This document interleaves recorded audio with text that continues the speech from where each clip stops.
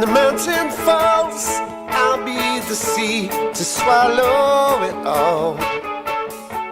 The monkey rages.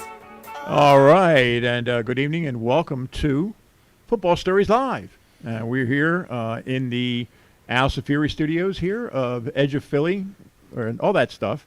And I'm here with Tom Kelly. Hey. Hey, how you doing? And we will have, we're going to have Matt Sanleary here in a few minutes, but he is, the traffic all over the Delaware Valley is a mess right now. Oh, yeah. And so he is dealing with that right now, and he'll be here shortly. And we're also on Twitter. If you go to Al Thompson, my Twitter page, supposedly that shows up there at some point. It just did. And so and it's also on YouTube. On my page, it's if you just go to Mr. Al Thompson 111, you'll see the show there, and of course it's on. That's an L, in case it comes up there. And anyway, so we had a little chatter there. We have to. We got to all the Eagles groups. We try to get the show in there on Facebook. So we got to take care of some business here with that. So, but anyway, lots to talk to tonight. Of course, the Eagles had their big win last week against the New Orleans Saints. It was the first time they've won 2 in a row this season. They are now 5-6. They have they don't have a schedule coming up. They have a gift from the NFL, and it already started because the Denver Broncos and New Orleans Saints, people thought that if they split them, it would be good, but they won both of them, and which is a great thing. Now they have a New York Giants team that's circling the drain, and the Jets, which have already circled the drain. Then they have a bye week to lick their wounds. Then they play the Washington football team, who has been playing well. I think they won 2 in a row, but again, Jonathan Gannon seems to really have a knack for destroying mediocre to bad quarterbacks. So, and that's who they have. And then they play the Giants again here at home. They are at Washington, and they finish up the season on January 9th against the Dallas Cowboys. And the Dallas Cowboys, they have not been playing well yet, but they still have Dak Prescott, who is an elite quarterback at this time. But the likelihood is that they are going to have pretty much have their seeding and everything settled. So like any team would do, what the Eagles did with them back in 2017, if you remember, they didn't. They rested everybody and basically gave the game away to the Cowboys that day, if you remember. Nick Foles played like one series, and then Nate Sudfeld took over. And Nate Sudfeld handed a shutout to the Dallas Cowboys, but they went on to win the Super Bowl. So who cares? If they were 14-2 or 13-3, does anybody really care? So you give the game away. So here you have a schedule in front of you. You take it one day at a time. But the Eagles, according to these all these forecasters and gambling establishments, had the Eagles favored in every single game, but the Cowboys game. But the Cowboys are favored like 57-43 in that finale. But that's the Dallas Cowboys with Dak Prescott and Elliott and all their players. Right. And if they're all sitting, and they know they're sitting, you think they're going to change? Of course, they're going to change that line. So they're likely favored in every game for the rest of the way, and it's a good thing. And people are wondering what happened. Well, we talked about it when we were off air here. Is you had the Eagles had their Davion Taylor came to life. He started figuring things out. He became a big hitter. Makes a big play against the Broncos. Remember that? Yep. That there was a one-score game. He knocks the ball loose. Darius Slay scoops it up, and he was gone. Touchdown. And that was it. The game was over, right? Yeah. That was a game-deciding play by Taylor. So he came to life. Slay came to life. I mean, he started making, earning his nickname, Big Play.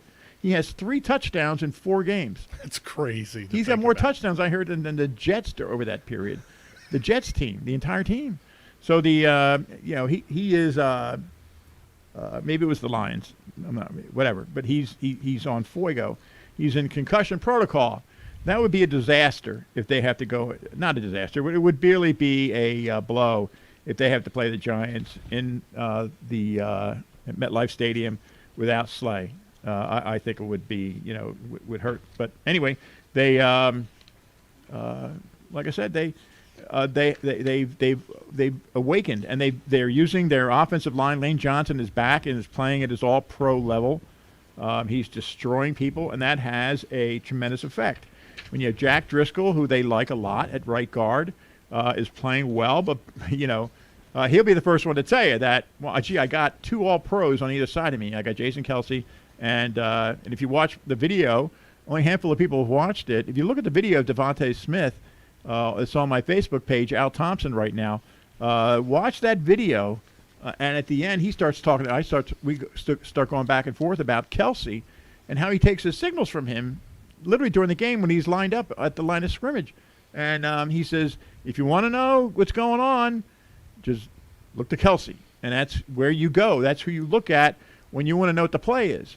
So that line, at left guard, you have what Brian Baldinger calls the Bama bully, he's in a grind right now, right? Landon Dickerson. I love it. And your left tackle is Jordan Maylatta, who I hope he becomes a consistent guy. He has these huge hits that people love putting on their Twitter pages and whatever. These monster hits where he nails somebody with one hand, or he clobbers the guy that took the cheap shot at Jalen Hurts last week, and he did it without getting a single penalty. He took some shots at the guy. So but he is inconsistent. He has these big hits, like that was the complaint about Larry Allen when he was, having his heyday with the Dallas Cowboys, was that he was this huge hitter, but he could be beat. Right. And how we saw against, I'm trying to think of the team where he gave up against Carolina, game they won, I believe. He gave up 2 monster hits to Jalen Hurts, and he can't do that because he had to play right tackle. Remember? Yep. And guess what? They're paying you $65 million. You can't let your quarterback get hit like that too. And he admits it. I mean, I give him credit. He says, he doesn't make any excuses. That was my bad, and I can't do that. So I want to see Jordan Maylatta last week, Jalen Hurts said I have freaks at either end. And he's right. But I'd like to see consistency. If you're going to take that kind of a contract, that's an all-pro level contract. Absolutely. So $65 million or whatever the total worth is. But regardless, that line, and then you have depth when you have some of the players that they can bring in if they have a problem, and they're going to have Brandon Brooks back soon. Isaac Seumalo is in the wings. I don't know if he's playing yet this year, but those 2 guys, and then you have Nate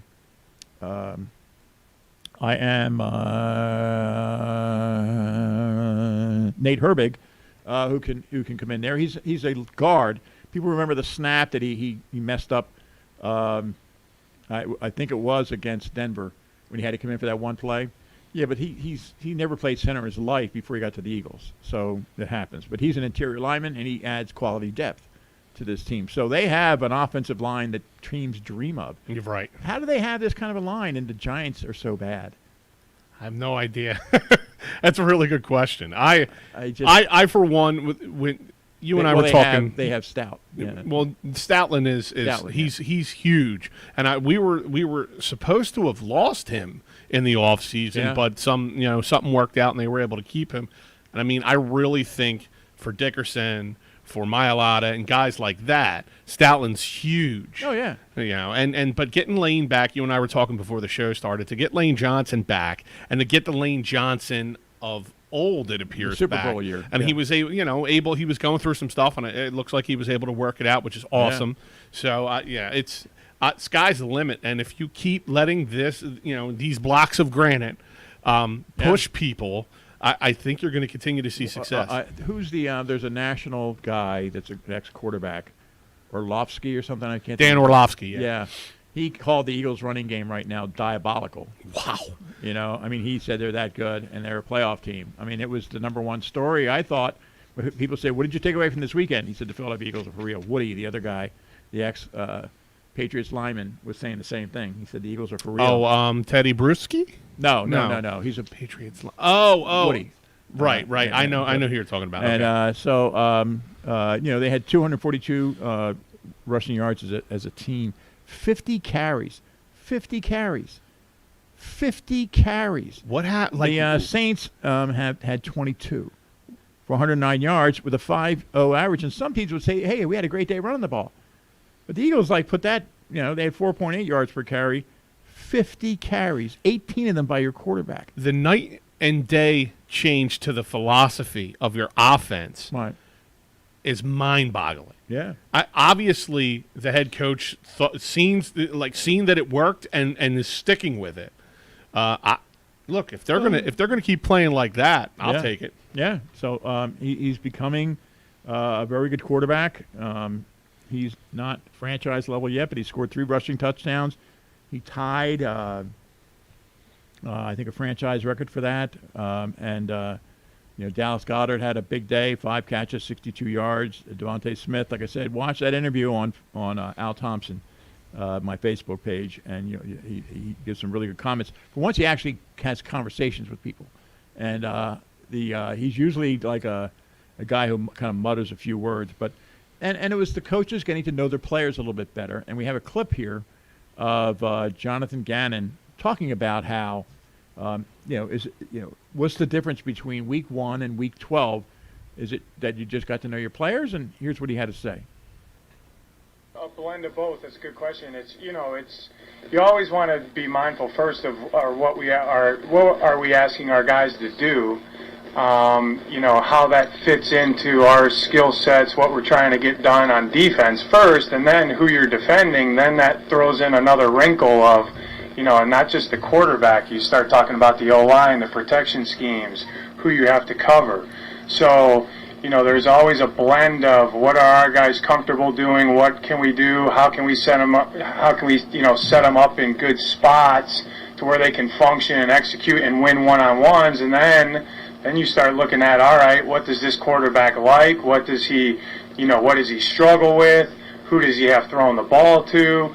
What's their protection schemes? So that's why you see we're a little bit different from week to week, and that's solely based on who we're playing and how we decide we want to try to defend them. So, it's kind of rolls into the same thing of with your packages. It's always going to come down to who's up, who's playing, who we have to defend, what we have to take away, and are we doing a good job of setting it up? And you heard me say a couple times when we haven't had, success like you want to, I always refer to it. It starts with me and the coaches where, on Tuesday we said this, and then when we went out to practice, this looked good, this didn't look good. Can we adjust this a little bit?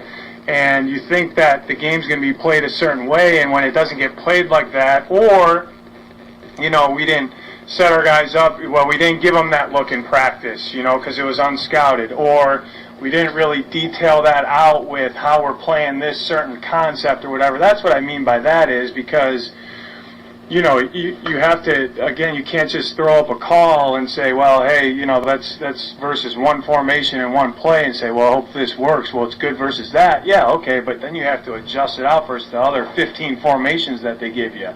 Or, this pressure looks good versus this protection, but, by the way, in the first couple third downs of the game, they're doing something completely different.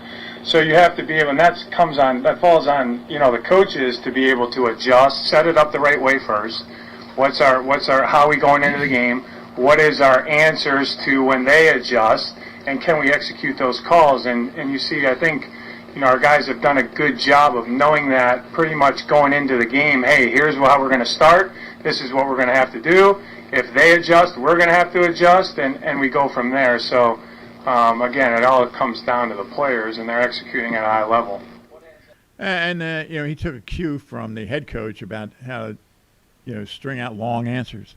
And, but basically he's learning how to be a defensive coordinator and how to use his assets, how to adjust, not only during games but in practices. They were doing great that entire game, and I think at one point Trevor Siemian was like 5 for 16, and then they just took the foot off the gas, and did you notice that? Absolutely. And the coach said that he blamed himself. He says, I took my foot off the gas. He ended up going 22 for 40, which is still pretty bad percentage-wise, but he had a very good fourth quarter, ended up throwing 3 touchdown passes.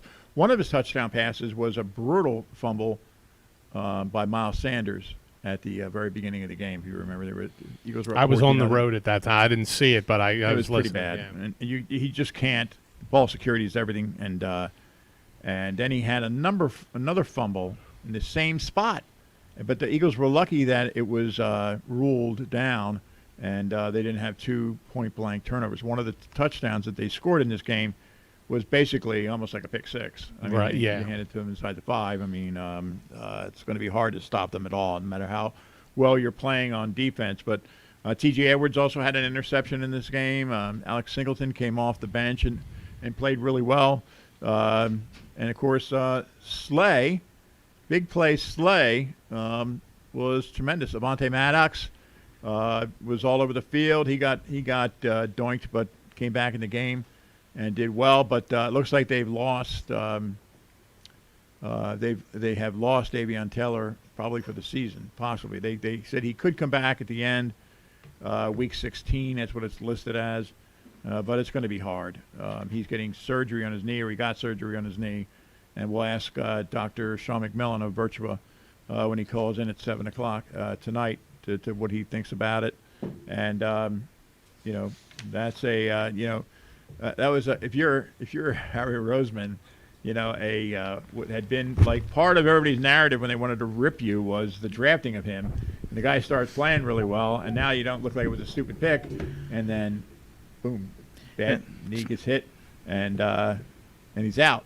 So he got surgery, or he got it done today, or whatever. But he's out for the time being, and they're going to have to go back to Alex Singleton. But when the other parts of the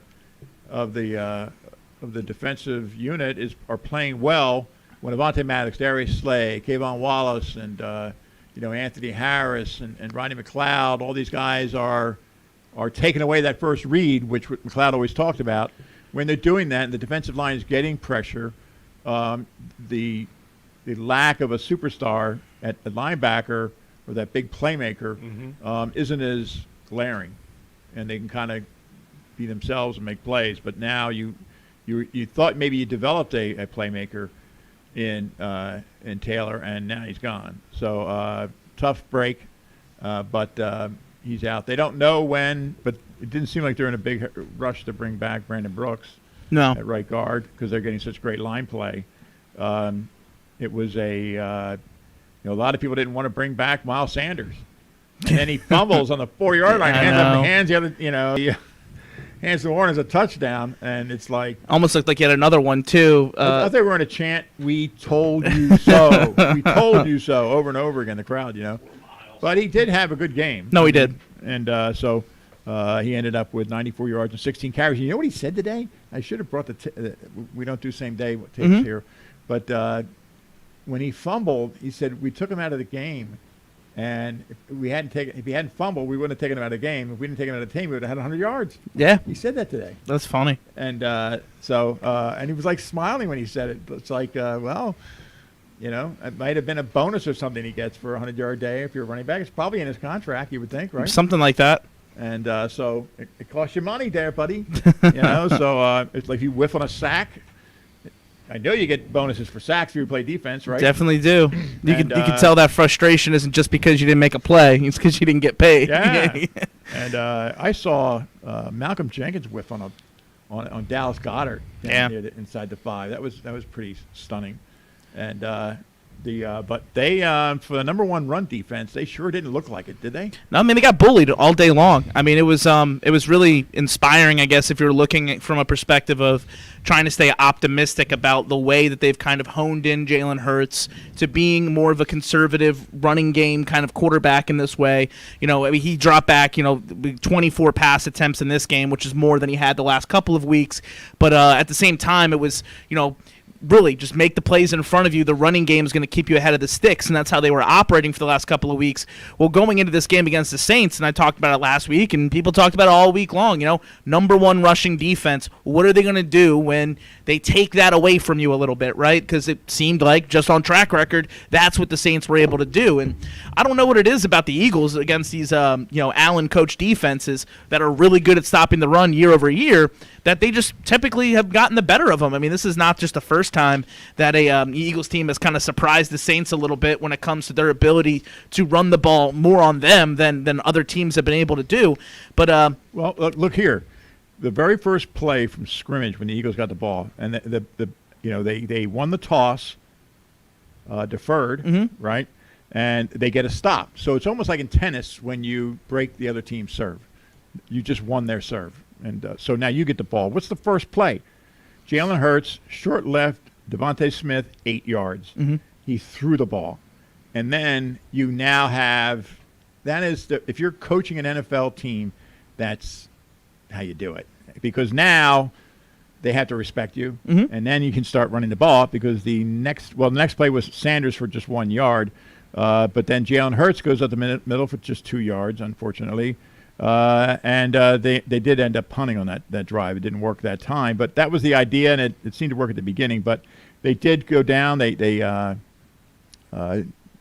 Saints come in, first play from scrimmage. He gets intercepted by T.J. Edwards, and then the Eagles use that momentum at the New Orleans 39-yard line and just boom, boom, boom, boom, boom, touchdown. And they get off, and you've got the other team on their heels. Yeah, I mean, that's perfect. I mean, when you're playing a team with a backup quarterback missing their star player, Alvin Kamara, you take them out of the game early, you probably have taken them out of the game completely, and that's kind of the way that it went. I mean, as I was saying, last year this team runs for 246 yards, net rushing yards against New Orleans, and then this year it's almost mirror image when it comes to the end of the day at the rushing totals, and Jalen Hurts obviously contributing a lot of that, especially on those big touchdown runs. But it was just a very inspired effort because, again, when you're looking at it, the Eagles seemed like they're building a template. This template works against bad teams. Worked against, the Denver Broncos, worked against, the Detroit Lions, and for the most part, even sort of worked against the Chargers. Kept them in that game long enough to where a bounce here or there, that's your game and not theirs. But was it going to work against a good team or a good defense? And now you see it does, right? And if you can bully the Saints up front, you can bully anybody in the league, and that's kind of the way that you got to look at it here as trying to replicate. I mean, not only was it huge for the Eagles to get this win in that fashion, Sirianni to get the home monkey off his back a little bit when it came to winning games there at Lincoln Financial Stadium, the team to kind of rally around, something that's just very evident here when it comes to, the defensive plays. Darius Slay, another touchdown. I mean, the guy is incredible on the defensive side of the ball. So you're getting sustained plays from your main playmaker on defense in the secondary, and Darius Slay, and obviously we hope the best for him to be available with that concussion he suffered for this game against the Giants. And then you're getting the plays you need out of your quarterback. It's not about necessarily has he done enough to become the franchise guy, right? Every week people are going to ask that question. It's all going to be brought up, but it's got to be a week-by-week basis. At this point, they haven't necessarily beaten a team with a good quarterback, at the helm. And people say, quarterbacks don't play quarterbacks; they play defenses. Well, if you bring up the Eagles every time when it comes to the Super Bowl in 2017, what's the first thing you hear? Nick Foles outdueled Tom Brady. It's not Nick Foles beat the Patriots defense. Nick Foles beat Tom Brady. Right. Beating quarterbacks is a thing in the NFL. Getting marquee wins against good quarterbacks on the other side of the field is something that is held up in some type of standard. So we still have to see Jalen Hurts outduel a good quarterback. Unfortunately, unless Dak Prescott plays Week 18, because they're not going to have a chance to do that. But what he does have a chance to do is cement himself to a certain degree of whether it be Eagles fans, the fandom, the front office, of saying, I deserve at least that chance to do so in 2022. Well, and he took a big We're in the step. playoffs. Yeah, and you noticed that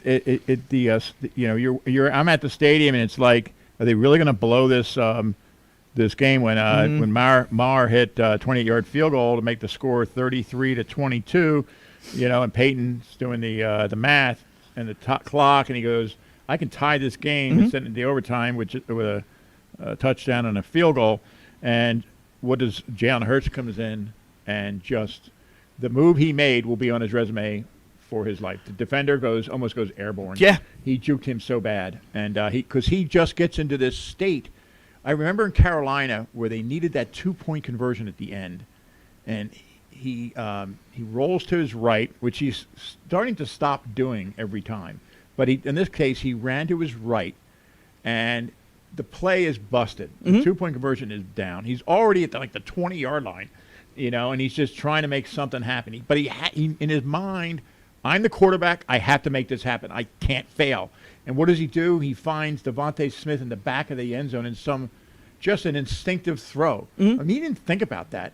And when he doesn't think about it and he just is reacting and using his God-given gifts, he's amazing. Yeah. And when he got, and I if I get a chance, I want to ask him that question is how do you get yourself into that state? You follow me? Yeah, of course. When you he got that into a state because I can't let us blow this game. Was that play? Was he gets the ball? It's kind of busted up.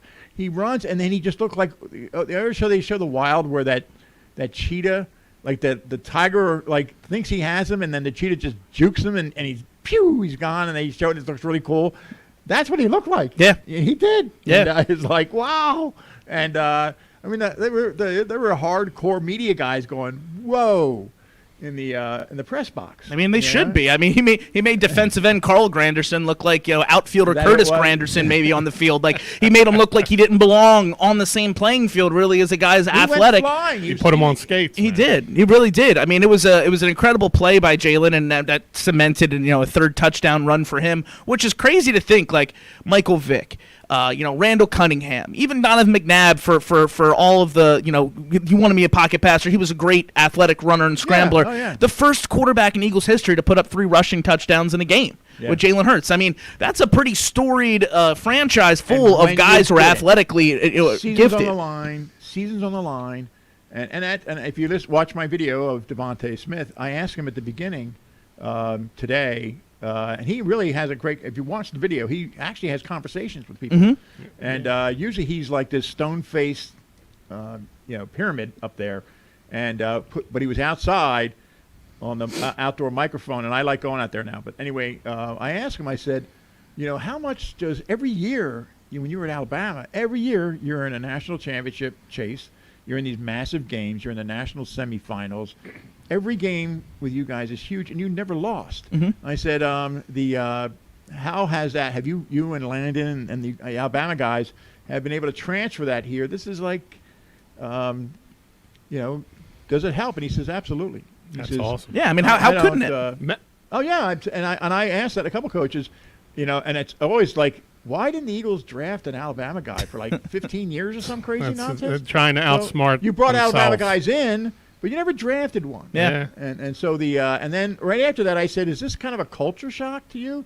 I mean, it's the NFL. Everybody loses. Only one team's ever gone all the way. And I said, is it a kind of a shock to you when you got here? You already have 6 losses. Did you lose 6 games your entire time at Alabama? And he just smiled and stared straight down. And he was trying to think of, what do I say to this? Right. And then he says, no, well, it's the NFL. And, so. But, but bringing those kind of guys in. That big 3, you have Jalen Hurts. Every year he played college football, his team was in the Final Four. Right? There's guys in the College Hall of Fame that never did that. No. And 4 straight years. Is he the only quarterback? How many guys have been to 4? All 4 years, 4 for 4. Has there been anybody? I mean, obviously, you have to think about it because, the college football playoffs are only so recent compared to, the history of the game. But I don't think anybody has done it. Off the top of my head, I can't think of anybody who's done it. Alabama didn't do it. Right.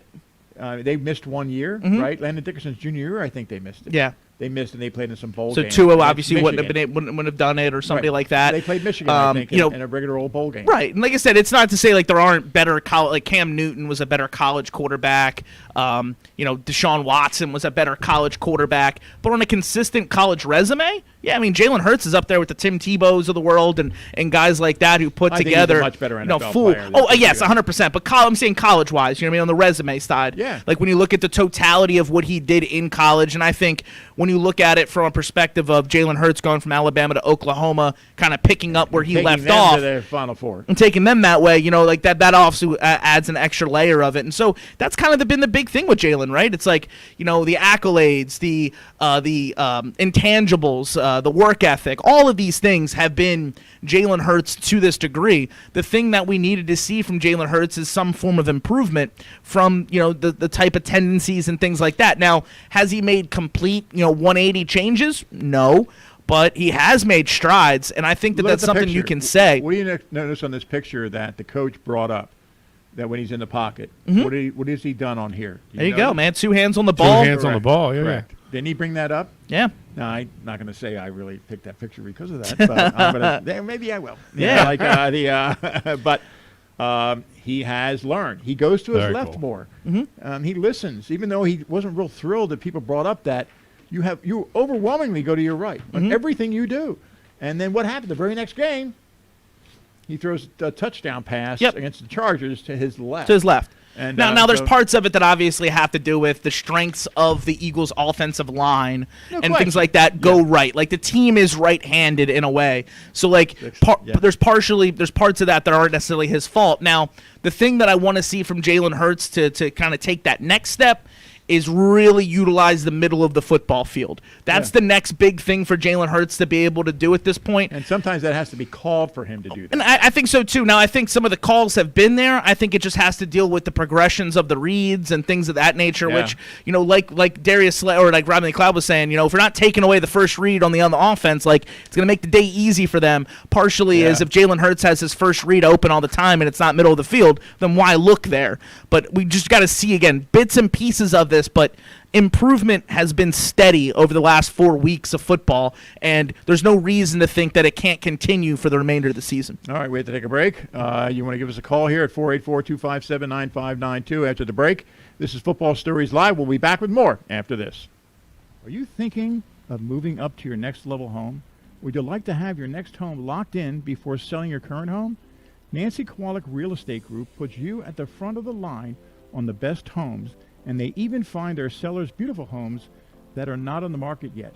And Nancy guarantees to sell your home, so if you have your eye on that next home, you will be able to buy it with no worries. Plus, with Nancy Kowalik's buyback guarantee, if you don't love your home, she'll buy it back from you within the 18 months. In addition, for every transaction that Kowalik's team closes, a portion of the funds always goes back to the community. So by hiring Nancy Kowalik Real Estate Group, not only will you be buying or selling your home with a 5-star rated team that's #1 in South Jersey and guarantees your satisfaction, you'll also be giving back to your community. Call Nancy Kowalik Real Estate Group at 856-478-6562 today and start packing. Nancy and seller must agree on price and timing.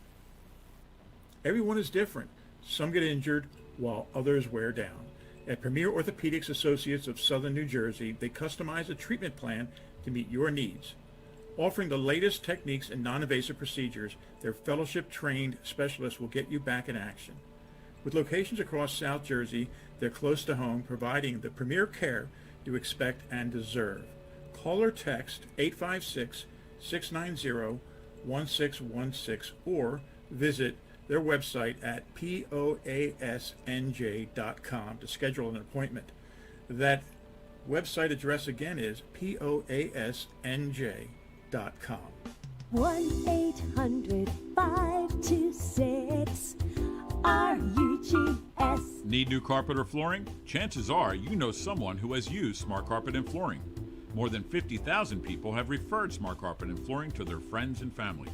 They have shopped at home with one of our beautiful mobile showrooms and saved time and money on brand name carpets and flooring. But you don't have to take our word for it. Our customers write nice notes to us every day. You can read them yourself at goodpickle.com. That's right, goodpickle.com. Shop at home and save every day with Smart Carpet and Flooring, and be sure that you will be treated like family. We try every day to make your life a little easier. Call us today at 1-800-526-7847. That's 1-800-526-7847. Never pay store prices again with Smart Carpet and Flooring. 1-800-526-RUGS. Colonial Marble and Granite, the original home of the 1999 special. Get your new granite countertop for just $19.99, fully installed. Visit us online at colonialmarble.net. Franklin Cardiovascular Associates, PA, Autonomic Dysfunction and POTS Centers, located in southern New Jersey, offer the best care and treatment for cardiovascular issues, plus symptoms normally associated with the autonomic nervous system, and blood flow issues that can cause lightheadedness, fainting, and rapid increase in heartbeat. Franklin Cardiovascular Associates is led by renowned non-invasive cardiologist Dr. Nicholas DiPace, who not only specializes in valvular heart disease management and coronary artery disease prevention and reversal, Dr. DiPace also holds 5 board certifications in the practice of medicine. He has led these fields throughout the Delaware Valley for decades. Franklin Cardiovascular Associates is located at the Lakeside Business Park, 1100 Liberty Place, Sicklerville, New Jersey. You can reach Dr. DiPace and the Franklin Cardiovascular Associates team by dialing 856-589-6034 or visit them online at franklincardiovascular.com and nicholasdipacemd.com. There is no time like the present to take care of your heart's health at Franklin Cardiovascular Associates.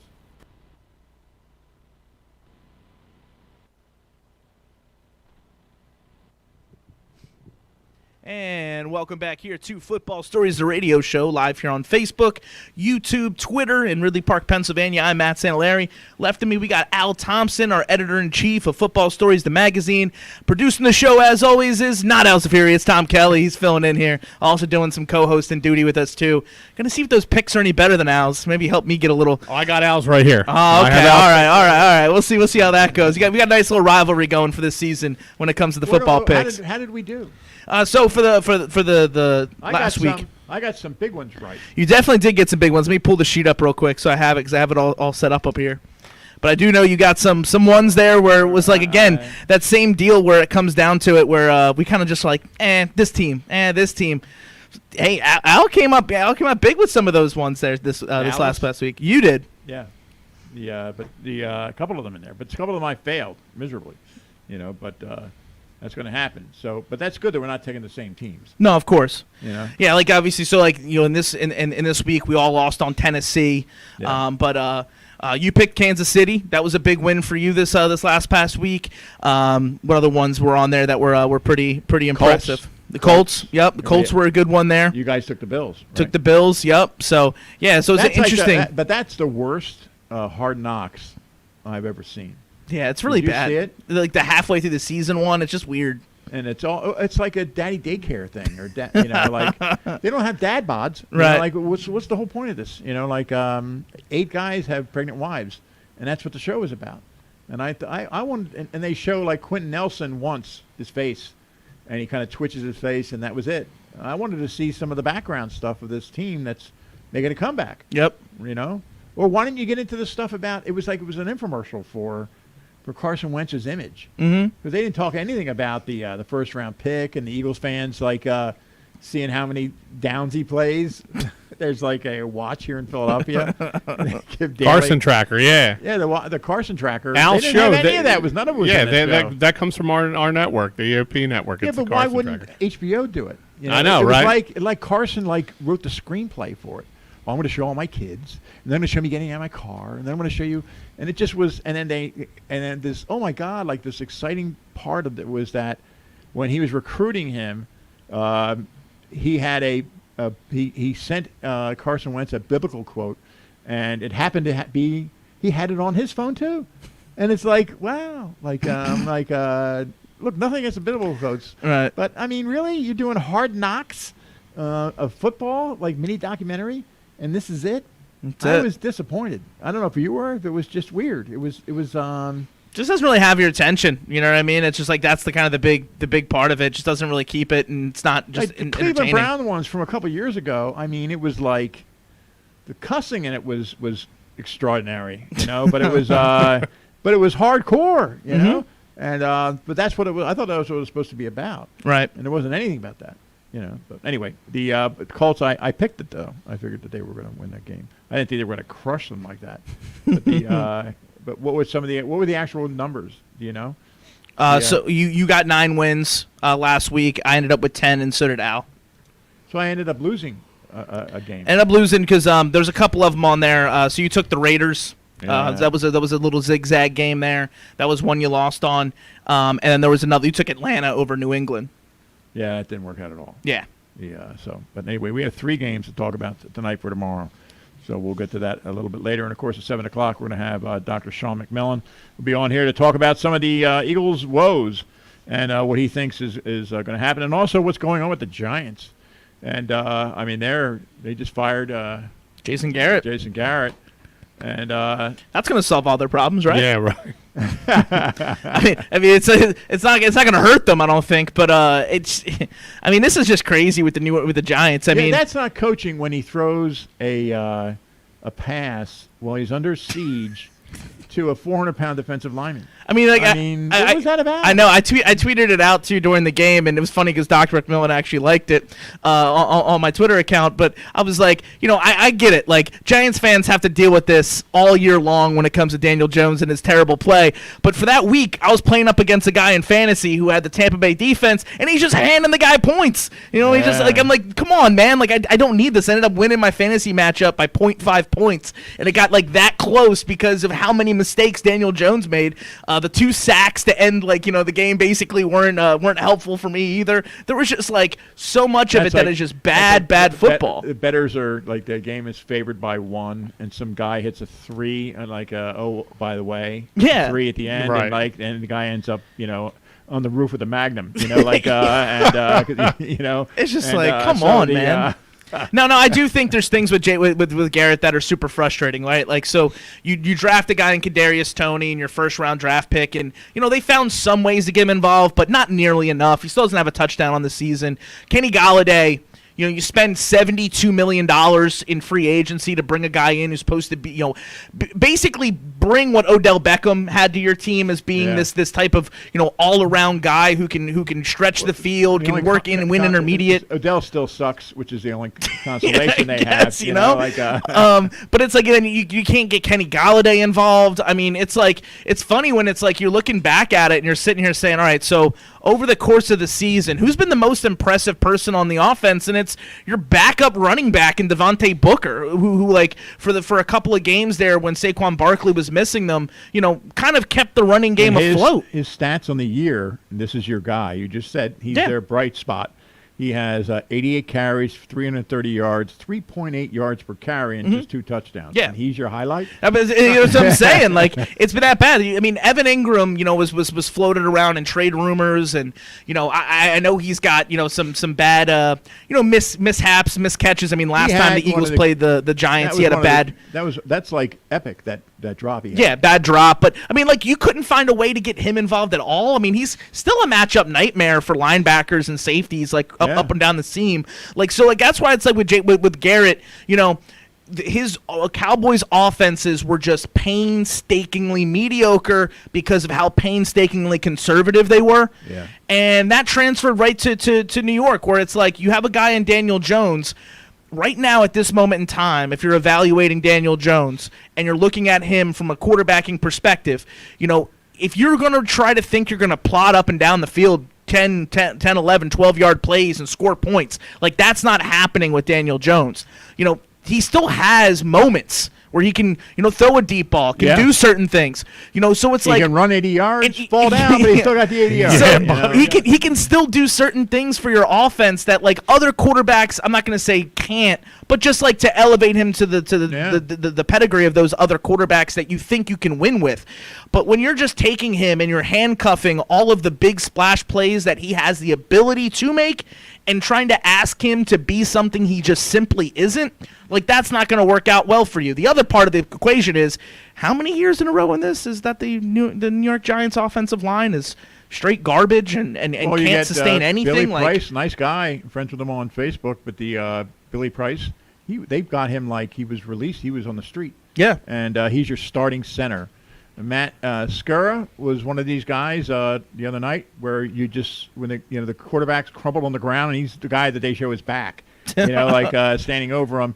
Nate Solder, I don't know what's going on with him. Will Hernandez just looks lost, And bad penalty last night against Will Hernandez, or Monday night against Will Hernandez too. Yeah. That I mean, it was just there's just so many of these. And mishaps, Andrew Thomas man. was your bright light #1 draft pick in 2020, and he hasn't put it together. Nobody has talked about this, and why aren't these guys developing? Because Nate Solder is a talented offensive lineman. Will Hernandez had all this upside when he came to there. He was a 2nd-round pick.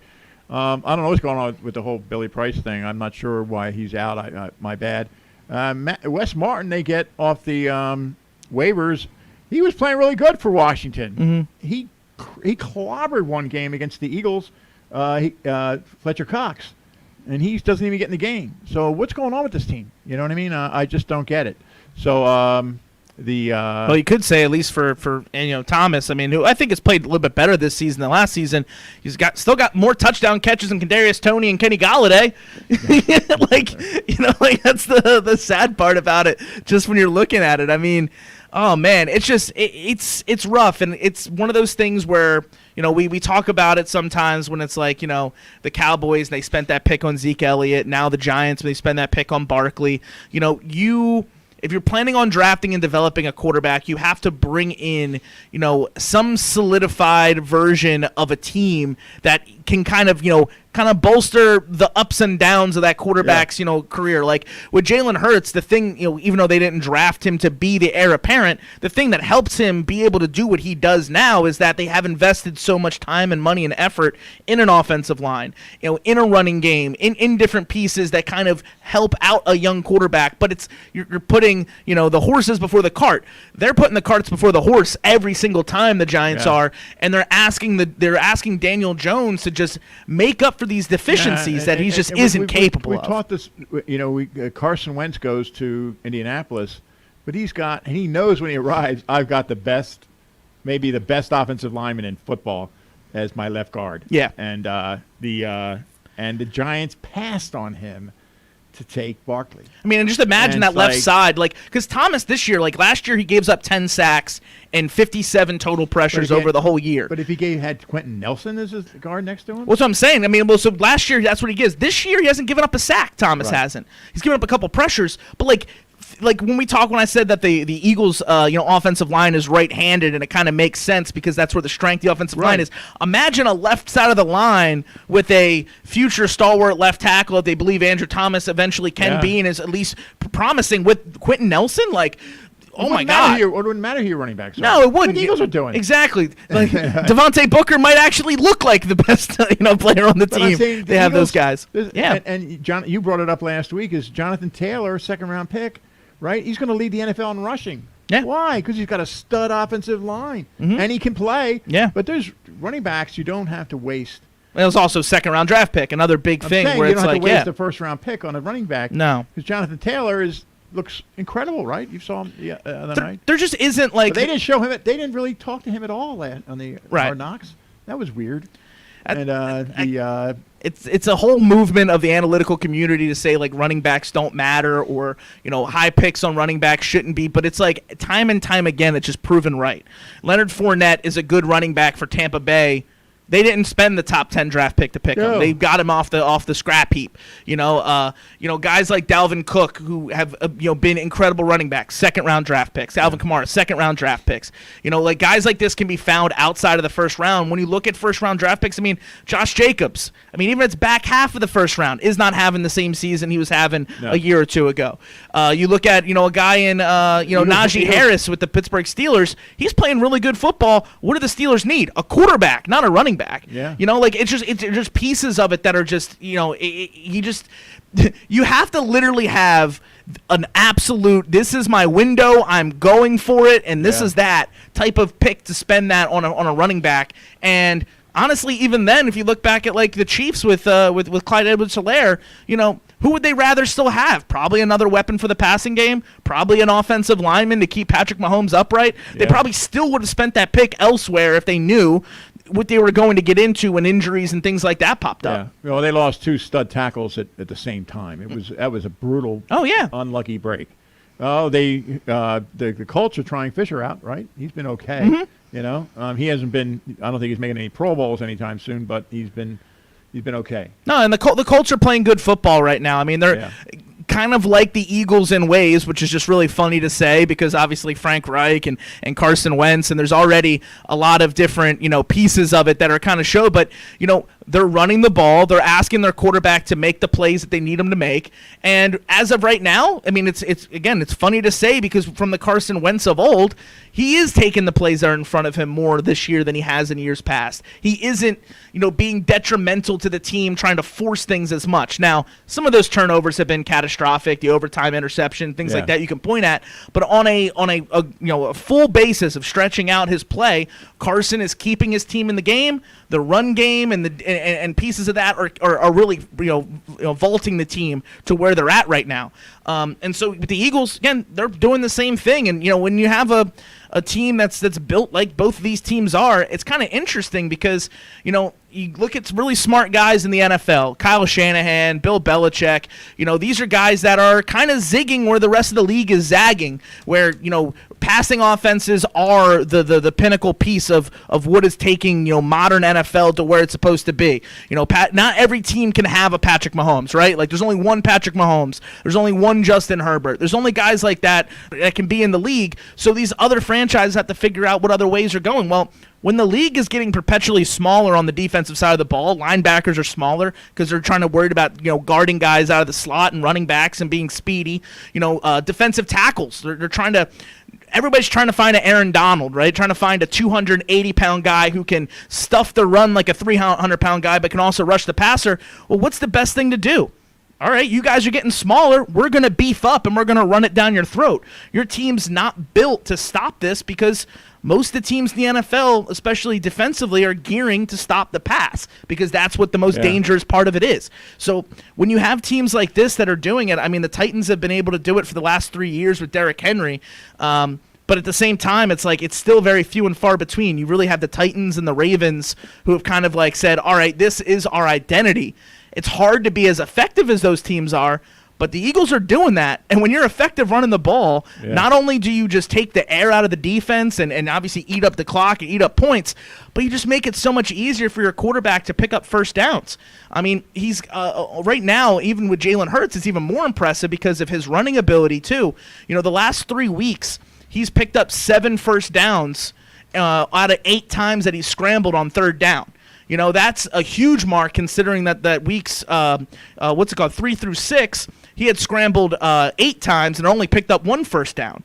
We talked about that play, was it last week, where it was like, all right, he could have made the throw or he could have ran and probably would have ended up a few yards short, but he ended up hanging in the pocket, making the throw and picking up the first down the way it was. Trusting his pocket. Trusting the pocket. These are things that you're putting together that are giving you some solidified form of an identity finally. The team has adapted to its quarterback. Now, we don't know if it's, he is, it was pretty interesting. Ben Solak from The Ringer, who covers the Eagles too, he kind of put it out this way. He said, be true. Lamar Jackson is the fulcrum of the Ravens offense, and they've built that around him, and he lifts everything up. We're not quite sure if Jalen Hurts is a fulcrum or just a cog in the machine, but if he is just a cog, he's a very effective one, and at this moment in time, that's all the Eagles can ask for all the rest of the assets that they've put into all the other positions. Yeah, if you want to give us a call here at 484-257-9592, we'd love to hear from you. We are going to have Dr. Sean McMillan here at the top of the hour, talk about some of the Eagles injuries and what's going on with the Giants. He's a Giants fan. And so we're not going to, when your team is 5-6, the team you cover or the team you like or you're a fan of is 5-6, you're not talking too much trash. You know what I mean? You won 2 stinking games in a row. You know what I mean? So the hey, 3 out of 4. All right, let's stretch this out a little bit. Yeah, there you go. 3 out of 4. So but they are in much better shape. Yes. And with the schedule in front of them, the Washington football team, I looked up their schedule and it's just about the same as the Eagles. And so that's going to be, I think, where the real challenges are going to be. If they can, they have both of their games against them, they're going to have to think about, they're only thinking about the Giants right now, but strategy-wise. They have a dangerous 4-game stretch, Washington does, to either basically play, party pooper to the Eagles or to the Cowboys, because they have literally their week set up, Cowboys, Eagles, Cowboys, Eagles. And so when you're looking at the race now, judging off of what you saw from Sunday night and the way that the Dallas Cowboys offense really didn't look very good against a very improving Kansas City defense, but not good. I mean, that's like they weren't playing like this great defense. What was wrong with the Cowboys, did you think? What did you think, Tom? Yeah, I didn't have too much to think about that. I was just enjoying watching it. I mean, what happened to Dak Prescott? It's tough, man. I mean, it's weird because you have that game in between in Atlanta where it seemed like, all right, the injury might be behind them. Everything looks like it's clicking. Everything's fine. Now people will point to the absences, right? CeeDee Lamb leaves that game. Yeah. Tyron Smith is out the entire game. Yeah, so they're pretty big. Dealing with they're out pretty of it. big pieces. And they are big pieces. But the Tyron Smith one, this is the funny part because, again, Cowboys fans online are like, we didn't have Tyron Smith. Tyron Smith hasn't played a full season since 2015. Tyron Smith at this point in time should be like Jason Peters was to the Eagles, where you should be planning to not have Tyron Smith, not planning to have Tyron Smith. And it's, at this you spend some picks on that line, you try to shake it up and figure it out, and I get it, like it's tough, right? Offensive line continuity. Their big three is rough. Travis Frederick, Zach Martin, and Tyron Smith. That window you had with a great O-line and those great three pieces has passed. Yeah. And the Eagles got their Super Bowl with their big three, right? Brandon Brooks, Lane Johnson, and Kelsey. Jason Kelsey. They got the Super Bowl. And from here on out is kind of gravy. Yeah. You know what I mean? So, but the Cowboys have to rethink what they're going to do, and it starts there. 100%, because that loss right there, like that was solely on Dak Prescott, and I think that's something that you can't say too much about the way the Cowboys have played over this year, because so many of their wins and so much of the good stuff that has happened is because Dak has elevated to being an elite quarterback in the league. But that loss was on Dak Prescott. The defense had 5 stops in a row where they held the Chiefs to 0 points, and all the 19 points. Yeah, it's not like they got that's run what over. I'm saying. You want to be the number 1 offense in the league. Your defense holds a team to 19 points. You win that game. Yeah, like and that's just the way to be said about it. 5 straight stops your defense gives you, and all you can muster is 3 points on the in between. Yeah. That's not a good offense, right? So they have things they got to figure out, and they got to figure them out quickly because, like I said, Washington, the way they played Tampa Bay and the way they've played some of these other teams, is looking pretty good. They look dangerous. They look like a team that at least can play spoiler, and it's likely they play spoiler to one of these 2 teams, whether it be the Eagles or the Cowboys. And again, it doesn't mean they have to win all 4 or win 2 out of 2. But if they just win, if they do go 2-2, if they take 1 game from the Cowboys and 1 game from the Eagles, man, tightens everything up a little bit. It makes it the Cowboys might not be able to rest everybody week 18. It makes it to where the Eagles might have to win out the rest of that schedule. They have to take both from the Giants, right? Yeah. Which they should be favored to do so, but in divisional game, like, you can never guarantee it. Yeah. And so it makes everything that much tighter on a tightrope to kind of run. And so, yeah, Washington's dangerous. I don't think that they're dangerous in a way where they're going to take the wild card spot or make the playoffs, but they're dangerous in a way where they can ruin somebody else's day, especially the 2 teams in the division. Yeah. What did happen with them? What happened with Tampa Bay? Oh, with Tampa? Wasn't that who did? Yeah, they both. I don't know. Tyler Heineke just for whatever reason has Tom Brady's number right now, man. Like 2 games, the playoff game and then that game, he just saves his best days for against Tom Brady. He lost. Brady won the game. Not against Washington this year, but last year. Brady won in the playoffs, yeah. Right, but it was a close game. It was a close game. He played well. It was a weird one for them. The offense for Tampa Bay and Tom Brady, he had 2 turnovers early. One of them was not his fault at all, tip pass, but the other one was was a bad turnover. And then it was just kind of playing catch up. And the problem right now for the Bucs as a team, when you're kind of looking at the big picture NFC, is offensively they don't have too many days where the offense isn't working. But on defense, they're not getting that same level of pressure up front. And since they're not getting the same level of pressure up front, and their back, their secondary right now is really banged up, it's really showing through. So Tampa Bay has been very vulnerable. It's nice when Daniel Jones hands them an interception like that, because a lot of the time through the season they've had to earn their way that way. Well, Daniel Jones had a tip ball for an interception. The only problem was it was a defender that tipped it to another defender. Exactly. I was like, wow, that's really bad. So yeah, they just fell out of that game, and Washington was able to control. Washington to end that game, I think, had like a 10-minute, 19-play drive or something. Like, they just salted it away. McMillan's on the line. All right. right now we're going to jump to Dr. Sean McMillan of Virtual Health Systems. Doc, thanks for joining us tonight. Hey guys, happy Thanksgiving. Happy Thanksgiving to you. Yeah, happy holiday. And lots going on this week. The Eagles are now playing your Giants this week, and you couldn't have teams going in opposite directions. You just want to talk to us as a fan of the Giants and what your thoughts are about the Giants, and of course the Eagles are heading and trending in the good direction. The Giants just fired their offensive coordinator, and we just talked about how Daniel Jones had a tip ball, but unfortunately they went for an interception, but unfortunately it was tipped by a defender to another defender, which is hard to do, So what's your thoughts on that? I mean, it's frustrating all the way around. I mean, there's a lot of things that went wrong on Monday night where you can't really blame Daniel Jones, tip balls aside. And some of the stuff you can, bad decisions throwing the ball back across the field. Barkley, we talked about this a little bit offline, but he doesn't look like himself yet. He's still trying to work himself back into game shape. And, Kenny Galladay has been a huge disappointment and can't get on the field. So there's a lot of things that just aren't going well. And as you mentioned, the Giants are, going the direct opposite of where the Eagles are right now, which is up, and they've got a favorable schedule ahead of them. So, it's a little frustrating as a Giants fan, but I'm sure you guys are thrilled with what's happening on the Eagles side of things. No, there's definitely a hop in everybody's step in Philadelphia. You see it right there, and because you work here, and so it should be interesting to see if firing the offensive coordinator helps them. I don't know. It's going to be I think they're going to have a rough rest of the season, but we'll see. That's why they play the games. But Jordan Howard left the game in the third quarter with a sprained knee. Did stay on the sideline, but likely missed the game against the Giants.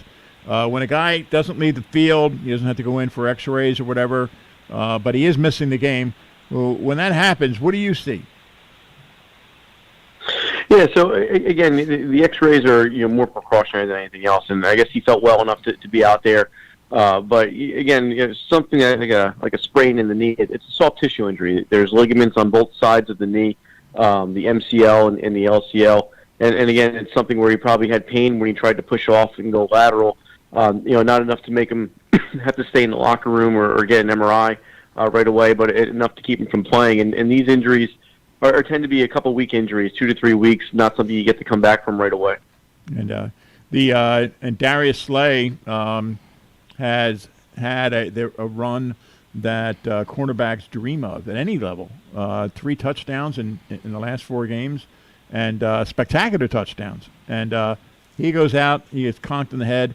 They haven't ruled him out yet for the game, but if they haven't ruled him out, do Eagles fans have any reason for hope for the concussion? Yeah, so we talk about this a lot. The protocols that are in place, and the first thing is obviously he has to be symptom-free for a period of time before he's allowed to enter the second and third phases of the concussion protocol.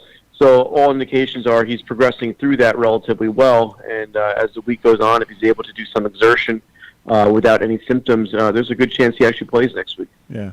Hey, Doc, when you saw a guy who came back to the Eagles and Miles Sanders, who was coming back from an injury now, he obviously had a rough one there with the fumble, but didn't seem like he really lost any of his step or anything like that going into a game where they're likely to not have Jordan Howard, and maybe for the next 2 weeks here, he's probably going to have a bigger workload. Is it about time that something like that could happen for Miles Sanders, where a bigger workload could be put on him and you're not too worried about re-injury, or is that type of injury that he suffered something that you kind of got to take as you go because it can pop back up at any moment? Yeah, it's more the latter. It's certainly something where, on one hand, he's rested, right? So outside of that injury he's coming back from, the rest of him's pretty good and pretty spry. And if he's feeling good enough, and he looked well out there last week, you hope he can advance his workload. And look, the Eagles have a multifaceted sort of running game right now between Hurts and Boston Scott and everyone else that's sort of doing their own parts there. So, yes, his workload's going to go up, but I think they can distribute it, pretty well across the line. The key is keeping him healthy enough where he doesn't go down as well. But I think certainly he's, going to ease back into this, and if he's playing well and feeling well, you're going to roll the dice and let him progress. Yeah. The Davion Taylor, a linebacker for the Eagles, who was starting to look a little bit like a bust, but the last couple of weeks he was playing well. He had a big play against the Denver Broncos when he smacked the ball out of the runner's hand, and Darius Slay scooped it up and scored. And but he's been playing very well, and then this happens. He sprains his knee, and today coach confirmed that he had I guess, minor surgery. They're saying he could come back at week 16. So what does that tell you if they had surgery and he could still, week 12, come back and play? Yeah, so the most likely, sort of injuries that he had that were addressed arthroscopically are either a torn meniscus, which was not repaired, or a loose piece of cartilage that was addressed, maybe a flap of cartilage. Those are relatively minor procedures, all things considered. Done through a minimally invasive approach called arthroscopy, where you would remove the impediment, whether it's the tear or the piece of cartilage. And really, the whole key to getting back on the field is just getting the strength back into the knee and into the leg to be able to do that. If it's me and you, Al, it's taken us 8 weeks or more to get that strength back. If it's a pro athlete with all the bells and whistles that go with rehab, 4 weeks is relatively reasonable. And you think back a couple years ago, who was Marquise Colston, actually came back after 2 weeks for the Saints. And even though he wasn't 100%, he was more than well enough to be able to go out there and play. So I think there's hope that's going to be had, and we'll see how he progresses through his rehab. Hey, Doc, I actually saw on Facebook today that you posted a little podcast of a sit-down that you had with a couple extra doctors, and I gave a listen to it. And one of the things that I caught from the podcast there was what your favorite surgery to do was, which was a Bankart repair, which I believe is the same thing that Trevor Lawrence had done in the offseason on his non-throwing shoulder. Can you explain what that is and exactly what gets you so exciid about performing these surgeries? Yeah. So, do you like sharpen your scalpels like a you see a chef do with his fork and steak knife? Yeah. Yeah. Basically, yeah. When I see one of these walk into the office, you get real wide-eyed and grin. But so a Bankart injury, or is also known as a labral tear in the shoulder. The labrum is basically the gasket that keeps the ball and socket together. And the reason I love doing these surgeries is, generally the patient that gets it is a young, very active person. The surgery, if done appropriately, has relatively, mild pain post-operatively, so they don't need a bunch of narcotics, which is nice. And the athlete recovers very quick, so they can get back to doing what they want in a relatively short period of time. And there's really, really good data that's out there that says that, the risk of this happening again is relatively low, and the satisfaction is super high for these patients. So that's why it's one of my favorites. I see it a lot in my young football players and my young military population that we get to take care of here at the base. And I think, really, if I get to do one surgery a day, that's the one that makes me smile. What's the most likely situation that puts somebody in a position to have that type of labral tear for it to be, obviously active in the athletes, but also in the military community? Yeah, so two different things. One is obviously just direct trauma. You kind of get tackled onto your shoulder, and just the force pops the shoulder out of place. The other thing that we see a lot is I don't want to call it bad form in football, but arm tackling, right?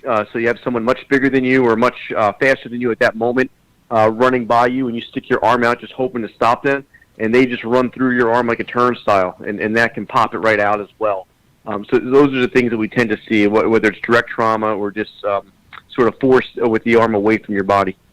Gotcha. That's interesting. Now back to Davion Taylor, when you were talking about how these the operations on the knee could be just taking a particle out or a little piece of cartilage or whatever.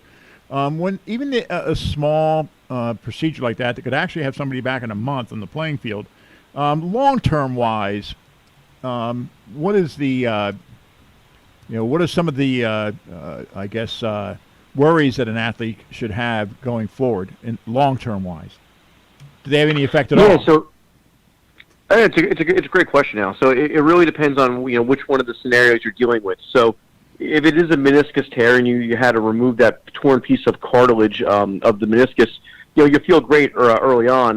The downstream ramification is, without all the shock absorber in your knee, and that's what the meniscus does, it acts as a shock absorber, you're more prone to developing arthritis as you age. And again, a lot of these guys are big, heavy guys. They have a lot of force on their knees, so that just sort of speeds the process up.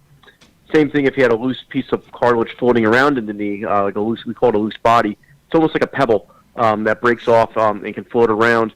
That's an early sign of arthritis. It's not arthritis like an old man or an old lady getting it replaced, but it's arthritis where the cartilage, which is the smooth ending of the bones, begins to sort of fail. And think about a crack in a windshield on your car. It starts to spider and propagate across with time. Same principle there. So again, that increases their risk of real arthritis as they age as well. Now, one last thing we'll let you go is going back to the Giants. They're in a dismal situation. I don't care how pro you are or how much money they throw at you. You're a human being, and they were a mess. And I'm not saying that because I'm from Philadelphia or anything like that. I mean, I love the Giants. I really do. And and it's better when the NFC is tough. It's better when the NFC is more fun. Mm-hmm. And but how much from a mental standpoint is their situation when the guy that was in charge of giving him direction is fired, and Saquon just doesn't look like himself. How much does that affect maybe his progress mentally? Because a lot of this at this stage it's mental for Barkley, right? How much does that affect him? Just the down situation that they're in right now.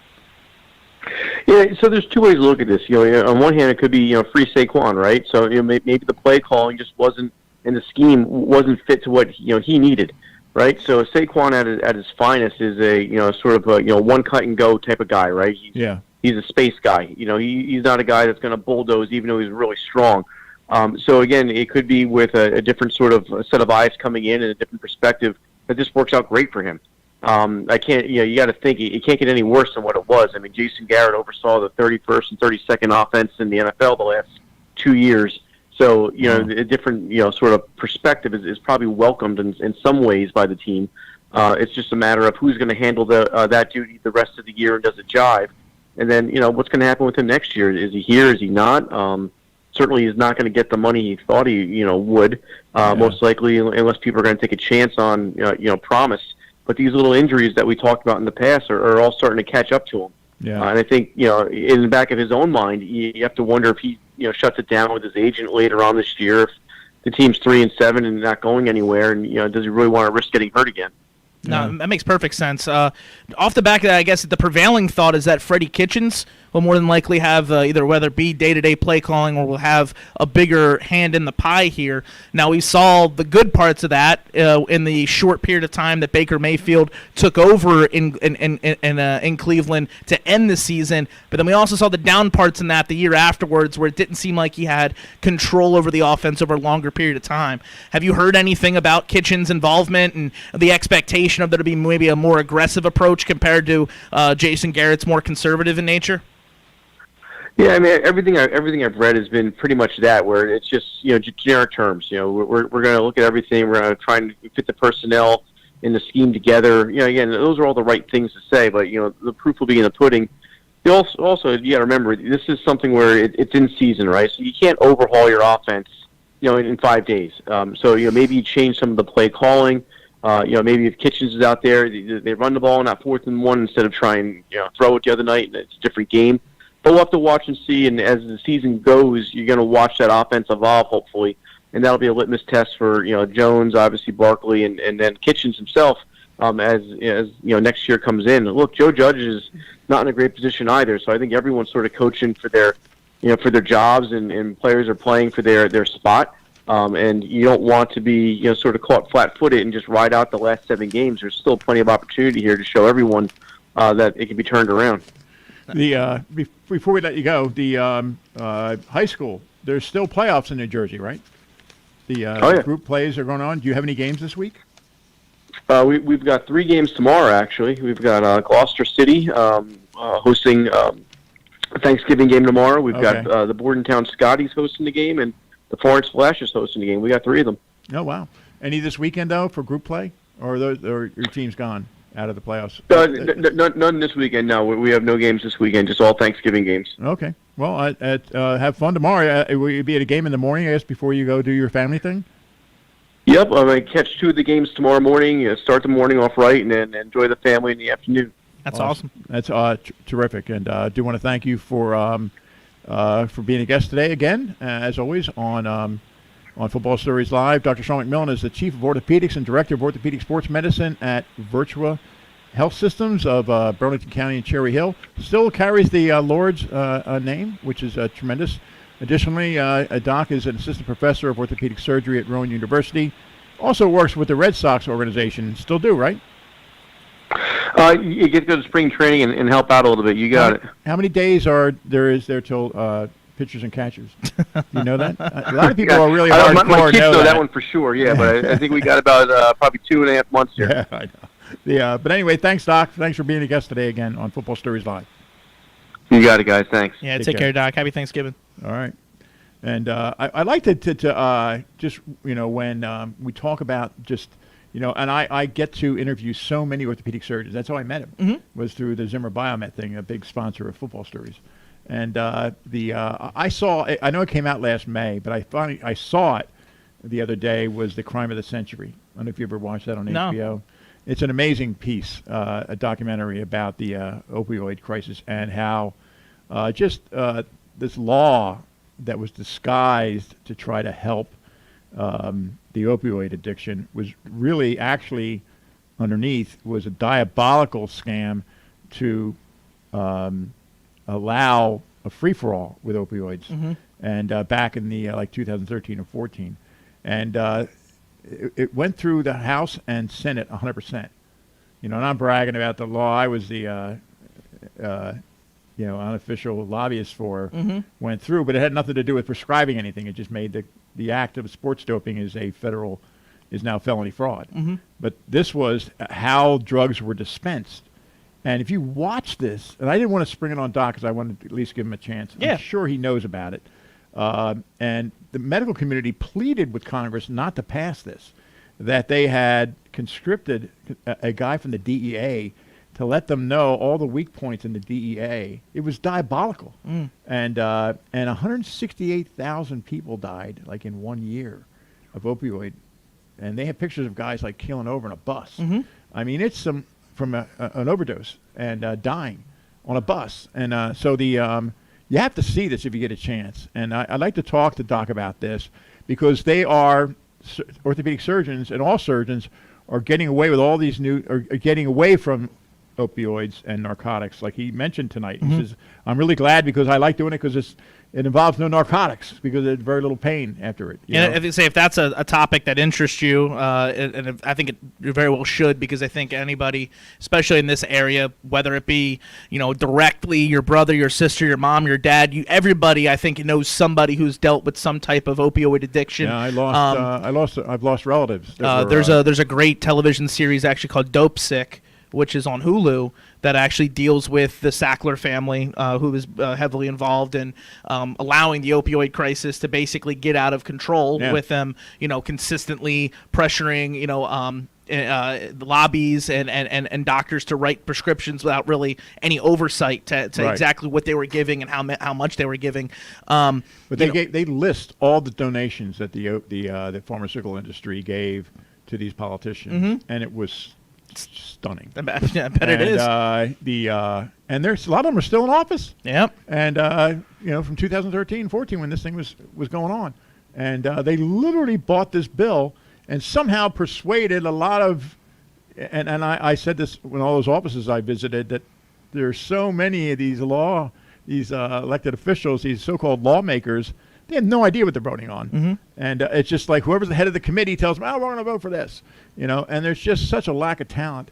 And it costs the loss of human life. You have to see this to absolutely believe it. It's called The Crime of the Century on HBO. I'll definitely have to give it a look. And maybe I'd like to do a piece, see if Doc wants to talk about it for sure. Bit, because they are coming up with techniques now to get away from it altogether. Well, yeah. I mean, freezing your nerve endings before the actual surgery is done. I mean, Doc even brought it up when he was talking about why the Bankart, surgery was his favorite, was because, it was something he didn't have to use opioids or use things like that to treat. And so I think, when there's a big overhaul, not just on, I would say, morals, but on just actual actions that are pushing the medical community into a spot to where they're sponsoring and trying to perform as many procedures as possible that stay away from that, because the biggest problem when it comes to opioids or things of that nature is you're treating the symptoms and not the actual disease, right? It's like what can I do to mask pain for 8 minutes, for an hour, Right. for whatever it is, like,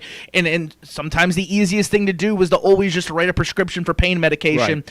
and we now see how Horrible that is. it's horrible, right? Because one, the individual person themselves can't be trusted to always do what's in their best interest, because at the end of the day, they're just funneling and trying to take away that pain and do this, and then we see how that elevates into something much Addiction. larger, Yeah. and has sprawling effects over different generational effects. I mean, growing up here, whether it be in Delaware County or Newcastle County in Delaware, I mean, there are large bits of the community that have been catastrophically changed forever because of opioid addiction. And so that's a huge ordeal. It's a huge thing, and to have people like Sean McMillan and other doctors in the country who are trying to at their best, right? We know that there's a use for these drugs, but we have to make sure that we exert all different other options before we get there. Yeah. And it seems like, again, with Sean McMillan and other orthopedic surgeons, they're trying their best to do that. Well, the number one bad guy, so to speak, was, we'll go finish after this. I move on to the next subject, but is Senator Martha Blackburn, senator from Tennessee. Okay. She was the one who was like spearheading it, like getting everybody on board to do it. She got paid almost $1 million from in donations from pharmaceutical industry. And when she was interviewed after this stunning amount of deaths in this one year, she says, "Well, I guess it had some unintentional consequences." Yeah, I think so. So right. the stunning amount of deaths from overdoses. So it's part of us. It's something we part of our thing is to talk about the medical aspects of athletics, and it's we've seen it. Yeah, I mean, these guys, when they're playing football, I mean, they're leaving with years worth of injuries that they have to be able to manage, right? But And so in the Varsity Blues, they're popping pills in the locker room, right? Yeah. I mean, and that wasn't lying. No. And these are kids. Yeah. And so and just about all these kind of hardcore football movies, there's always that element that they show, and it's painkillers. Yeah. So yeah, it's not good. But anyway, I just I wanted to bring it up tonight, and that was the opportunity to do it. But, yeah, for sure. But anyway, we might as well. We're getting towards the half hour. What do you think, Tom? I'll let you go first. What do you think is going to happen this week? Do the Giants have, because sometimes when you fire a coach, it stimulates the team. It's true. What do you think is going to happen this Sunday? I personally don't think there's going to be many teams out there that are going to be able to stop the Eagles' run and attack, at least right now. Well, they're not going to have Jordan Howard. He was the battering ram True. of that attack. True, but Miles Sanders is. Oops, I'm sorry about that. I just dropped that ball. I think the Eagles will. I think the Eagles will handle business. I do. Okay, and so Matt. Yeah, I mean, there's no reason to believe they won't. Like, you're looking at this and you're seeing a team that for the last couple of games is, like I said earlier, finding an identity, but not just finding it, like cementing an identity. The Eagles are a run-heavy team right now, and everything else is working off of that. Now, there are teams that are kind of ill-advised in that way because, like the Giants, there's issues where you can be too conservative, but there's nothing conservative about picking up 5 yards a carry. When your offense is running that way and you're giving your young quarterback the opportunity to pick up short, easy third downs, every bit of that is important. And the thing that it does for them, being able to run the ball as well as they have, is not just pick up short, easy first downs because you have short distances to get to the third down marker, but now you are literally making a running quarterback an extra level of threat. Because at all times, a scrambling quarterback is a threat to pick up a first down, especially on third down. Yeah. But when it's 3rd and 4, like good night, right? Like you can have everything matched up and Jalen Hurts can still make something happen. Yeah. And so I think that's the part of it that really impresses me is the Eagles are running that strong. They're being able to just bully teams up and down the board. And the Giants are gonna have to try to do something different. The Giants are traditionally a 3-4 defense, and so now they're going up against a team that is moving guys around when they're throwing 8 men in the box. Like now they're playing one hand behind their back, trying to have to to adjust to what another team is able to do. Short, technically, I guess a short week for the Giants, considering they played on Monday night. Firing an offensive coordinator, like none of this I think is going to go well for the New York Giants come Sunday. And so with that in the mind, the Eagles roll this game. They win by double digits. I don't see it's one of those things too where you look at the Eagles and it's like, beating bad teams is what you should do when you're a good team. But crushing bad teams is the mantra of a playoff or a contending team. Yeah. And that's what they've been able to do for the most part over the last couple of weeks. Even the Saints, who I wouldn't consider a bad team, right? Their record suggests they're right there in the same mix the Eagles are. They ran them out of the building quite literally. The Giants, I just don't think have a chance in this game. We'll see about the next matchup. But for this one, good night. It seems like it's going to be 2 easy wins against New York teams here for back-to-back weeks for the Eagles.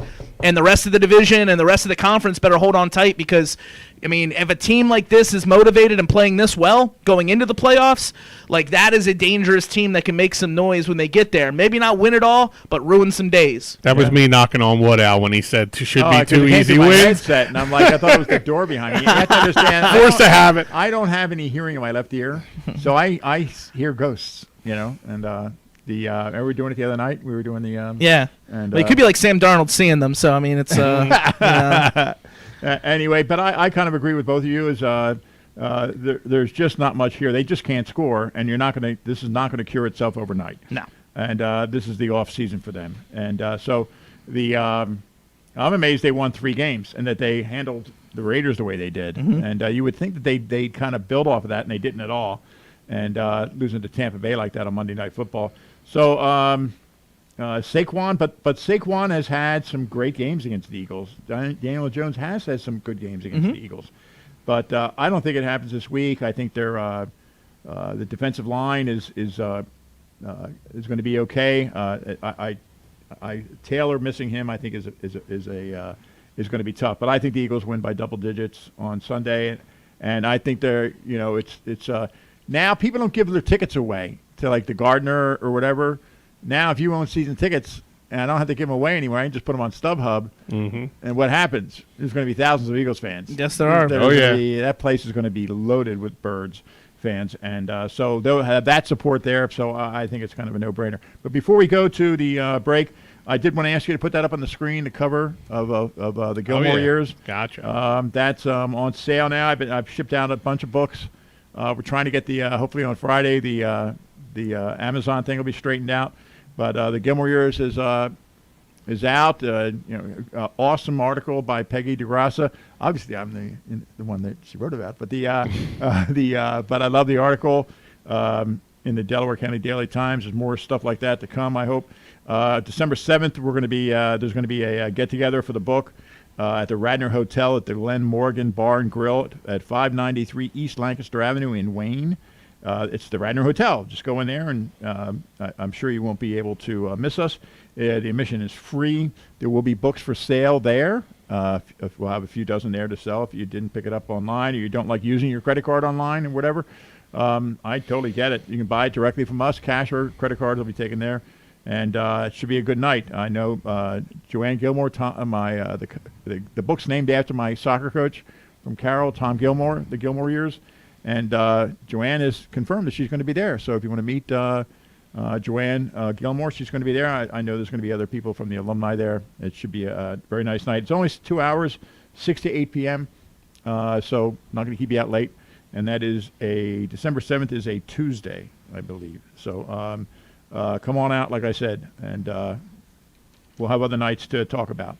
And that's what I have to say. Yeah. Anyway, let's take a break. We'll come back with the week 12 of the NFL here on Football Stories Live. Next home locked in before selling your current home?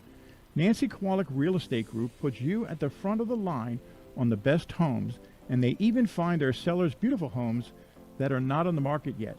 And Nancy guarantees to sell your home, so if you have your eye on that next home, you will be able to buy it with no worries. Plus, with Nancy Kowalik's buyback guarantee, if you don't love your home, she'll buy it back from you within the 18 months. In addition, for every transaction the Kowalik's team closes, a portion of the funds always goes back to the community. So by hiring Nancy Kowalik Real Estate Group, not only will you be buying or selling your home with a 5-star rated team, that's #1 in South Jersey and guarantees your satisfaction. You'll also be giving back to your community. Call Nancy Kowalik Real Estate Group at 856-478-6562 today and start packing. Nancy and seller must agree on price and timing. Everyone is different. Some get injured while others wear down. At Premier Orthopedics Associates of Southern New Jersey, they customize a treatment plan to meet your needs. Offering the latest techniques and non-invasive procedures, their fellowship-trained specialists will get you back in action. With locations across South Jersey, they're close to home, providing the premier care you expect and deserve. Call or text 856-690-1616 or visit their website at poasnj.com to schedule an appointment. That website address again is poasnj.com. 1-800-526-RUGS. Need new carpet or flooring? Chances are you know someone who has used Smart Carpet and Flooring. More than 50,000 people have referred Smart Carpet and Flooring to their friends and family. They have shopped at home with one of our beautiful mobile showrooms and saved time and money on brand name carpets and flooring. But you don't have to take our word for it. Our customers write nice notes to us every day. You can read them yourself at goodpickle.com. That's right, goodpickle.com. Shop at home and save every day with Smart Carpet and Flooring and be sure that you will be treated like family.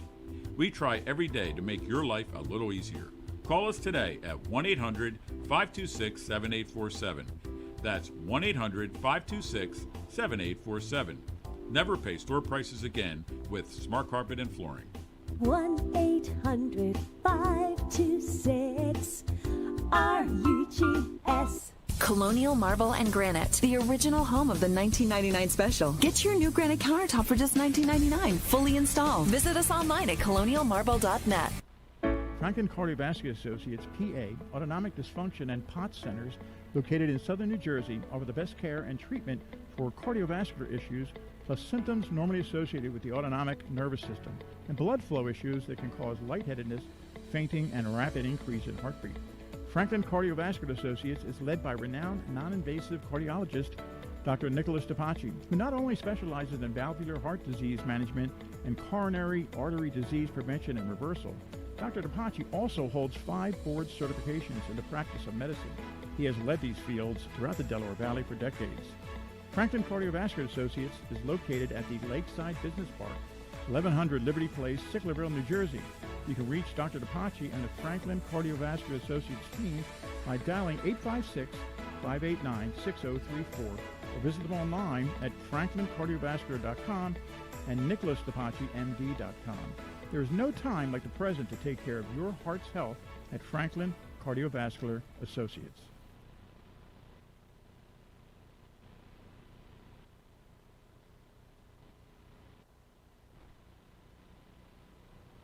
And welcome back here to Football Stories, the radio show, live on Facebook, YouTube, Twitter, and Ridley Park, Pennsylvania. I'm Matt Santalari. To the left of me, we got Al Thompson, our editor-in-chief of Football Stories, the magazine. We got Tom Kelly, TK, filling in for Al Zafiri here, producing the show and co-hosting as well. And we're going to toss over to Al so we get into our football pick'ems. That's right. And this week is Week 12. But before we get to that, I do want to mention the 2 other big sports in town. The Sixers are 10-8. Entering Wednesday night's game. They had a surprise win. 4 out of 5 starters were gone. Were out. No more. They still don't have Joel Embiid. They're expecting him back sometime this weekend. But tonight, Tobias Harris and Seth Curry may not be playing. They're questionable for tonight. We'll see if they do. And it's not COVID related. It's Seth Curry has problems with playing against his brother. It seems like I've never seen him play a good game when he's playing Steph Curry. But they're both 3-point freaks. 3-point freaks. Steph is more of a, 3-point freak and also the best point guard in the NBA because of his ability to run and quarterback the offense. Whereas Seth is, he can do a little something, but he's more of your picker and popper. You know what I mean? He's got the shot part of it, maybe not necessarily the smoothness with the ball in his hands. And they have their work cut out for them. Golden State's off to an incredible start. They're 15-2.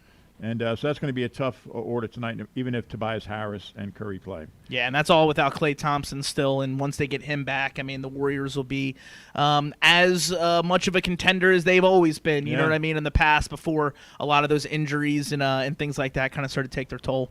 The Flyers are 8-6-3. They've lost a couple games in a row. They got shut out the other night, right, by Tampa Bay 4-0. And so they were off to this hot start, not so much anymore. So, Carter Hart, he's second coming, then you lose 4-0. So are you a hockey guy? I know Al Safiri can rattle off every guy on every. I don't think my Flyers depth chart knowledge might be as deep as Al's, but yeah, I'm a 4-for-4 guy. So what's the deal? It's just defense in front of Carter Hart. It seems to be the issue every year. I don't know if they're having brain lapses or what it is, but it at least the last couple of years, it's been in front of Carter as opposed to the guy between the pipes. He has his oops games here and there, but in my humble opinion, I believe it's the defense in front of him kind of leaving him out to dry. Yeah, I'd have to say so the same. I mean, and we looked at the stretch of games. We talked about it last week, and you had Lightning, Bruins, Lightning, Florida. They're up 1-0 right now on Florida, so a chance to kind of break that streak. Joel Farabee, potting a goal tonight there for them, his 5th in the season. But the Flyers right now are struggling to play that defense in front of Carter Hart, and it doesn't really matter how good Carter Hart plays when that defense is as bad as it is and letting the chances up that they are. And on the opposite side of that, they got to figure out something when it comes to this power play unit. They have to manufacture goals when they're supposed to be given to them. 5-on-5 is something different, right? Like certain teams are more prone to play it better than others, but when you're playing with the man advantage and you're not taking advantage of that, and the other teams are, because other teams are playing pretty good against you in the power play unit. That's just a recipe for disaster, and things aren't going to trend upwards. Bad news is this isn't a game to kind of get Carter Hart back on track because Martin Jones is in between the pipes. So regardless of what happens, it's going to be one of those types of games where you turn on the sports radio and people start, questioning Carter Hart because Martin Jones might have gotten him a win. But it is right now a two-faced effort. Defense has got to get better. The goal scoring has to happen, especially in the moments like they are on the power play. When they get into these shootouts, it just seems like that for years. It's a guaranteed loss. It's almost a guaranteed overtime. You're going to get to 1 point. Okay, we're good. And we got to 1 point. See ya. And they just disappear in these things. So you wish that they had that extra gear to go after that win. And they just don't seem to have that. But whatever. Moving on, the Thursday games. Bill Maher had a hilarious little piece Friday night about the Detroit Lions and how they're making like incredible liars at every household in America because that uncle you never want to talk to, you could always say that this game is on or that game is on, but what are you going to say to that uncle that, well, I do my own research and I know that, and the politics and whatever. You don't want to talk to this guy, but how do you say that and say, well, the Lions are on, and I got to go. Right. Oh, the Lions are on, really? And so they're playing an even almost, well, I mean, at least the Bears have a quarterback because he's not even playing. So they have Andy Dalton is going to play, right? Yeah. So Justin Fields isn't even playing. You have this, interesting first-round draft pick. He's not playing. So this is like one of the great Thanksgiving Day duds that you will ever see. And not only is that the case, but Jared Goff is also questionable for this game. And so Jared Goff, not a great quarterback. Tim Boyle, his backup, notably worse quarterback, who played really bad last year. And the Tim Boyle experience is this really funny thing that has taken over NFL circles because Tim Boyle was not only a bad quarterback in the NFL, but notably didn't have a good college record, like lost massive amounts of games, had 1 year where his season where it was like 1 touchdown, 13 picks. He transferred down a division and still went like 12 touchdowns, 14 picks. Like just was not a good in the NFL. He just got a tryout with the Green Bay Packers and Aaron Rodgers, Jake Kumero'd him onto the roster is what it seems like. Basically was like, this guy's not threatening me at all. I love having him as my backup. So it was like one of those kind of situations and he lands on with Detroit. And that does happen. Here we are. Sometimes, who was it? Brooks, that Barkley brought into the Sixers, and he ended up being an incredible coach. He actually a very quality player. Yeah. But not so the case with Tim Boyle. Exactly. Right. So pretty funny there. So they have sometimes when a big time pro, and that's how Brian Baldinger got in the league was because of Randy White. That's crazy. Took him under his wing. Yeah. And picked him up hitchhiking. That's funny. And after one of the practices, and they hit it off in the car ride. Hey, man. So for Tim Boyle, hitting it off with Jared Goff's probably not going to be a good thing for you. But, yeah, so, like, if you're looking for a reason to watch this football game and it not to be just – Unless you have money on the game. Right, exactly, because you're a Lions or a Bears fan. It's for the hilarious badness that it's probably going to be with Andy Dalton versus Tim Boyle. Yeah. All right. So do you care or do you know? I mean, nobody cares, but it's Chicago. I can't pick Detroit with Tim Boyle or Detroit right now with Jared Goff. Yeah, but they're so bad.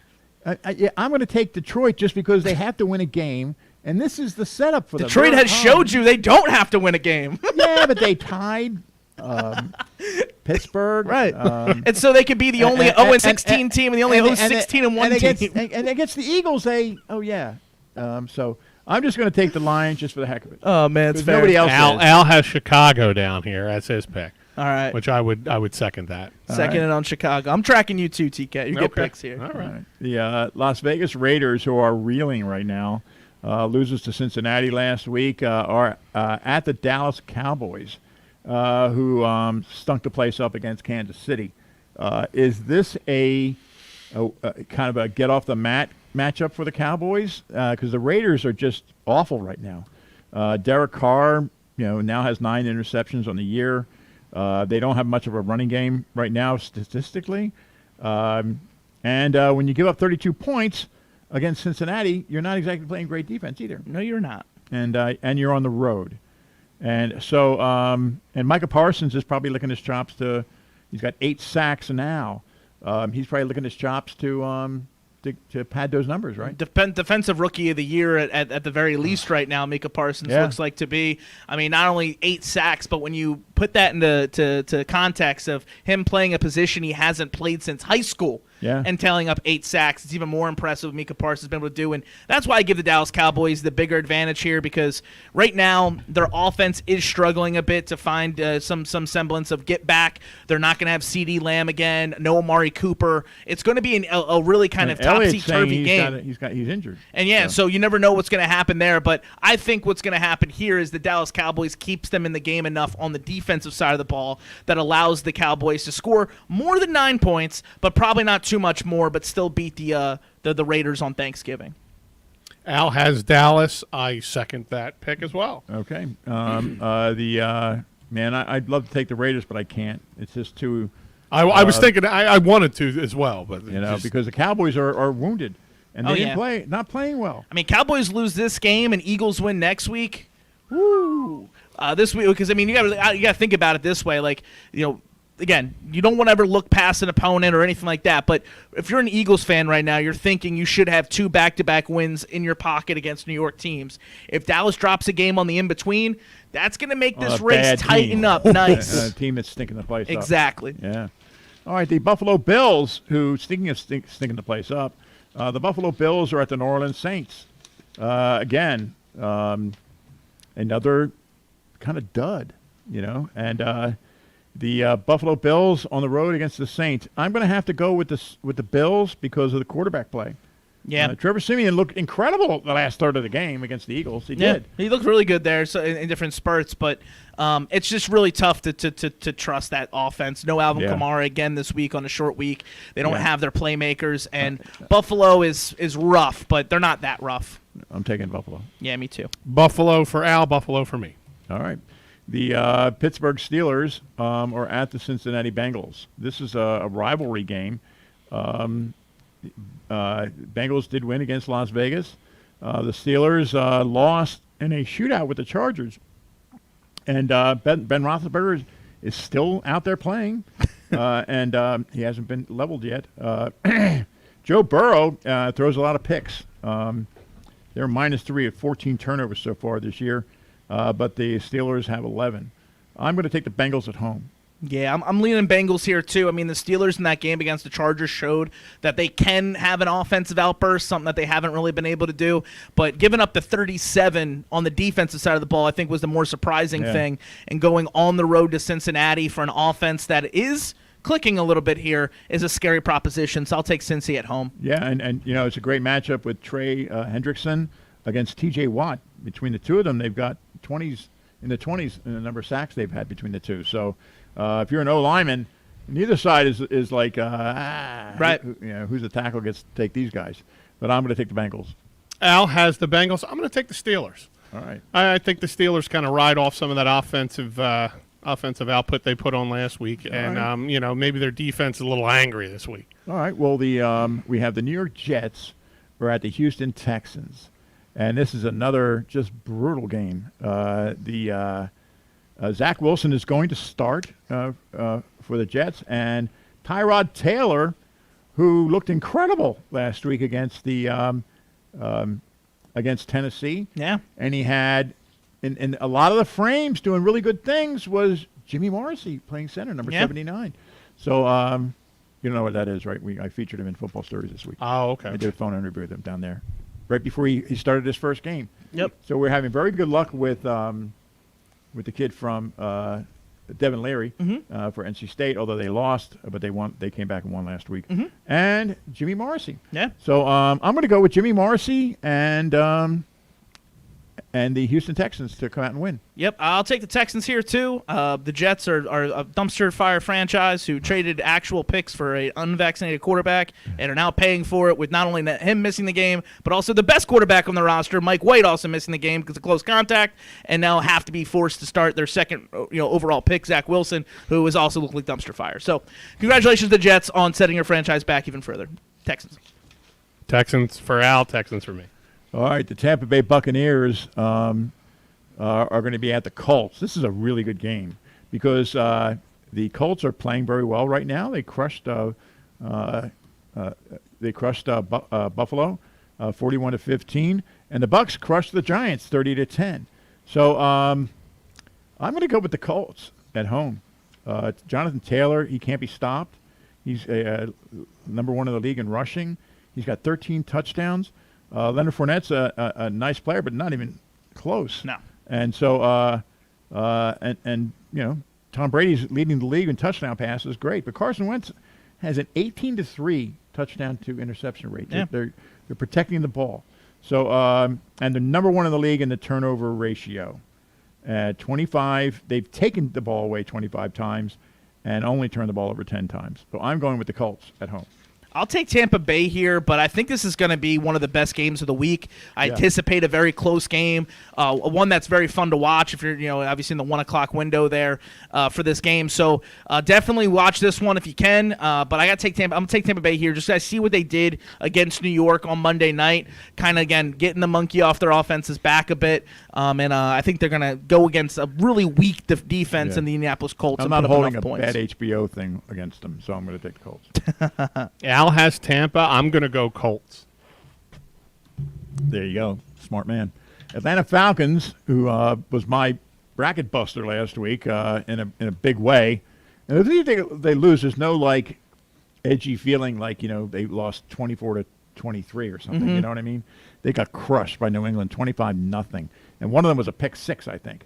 Right? Yep. One of the touchdowns for New England. New England they just picked off Matt Ryan. They picked off Felipe Franks, and they picked off Josh Rosen. They picked off 3 different quarterbacks in the same game. That's how bad the quarterback play was for the Atlanta Falcons.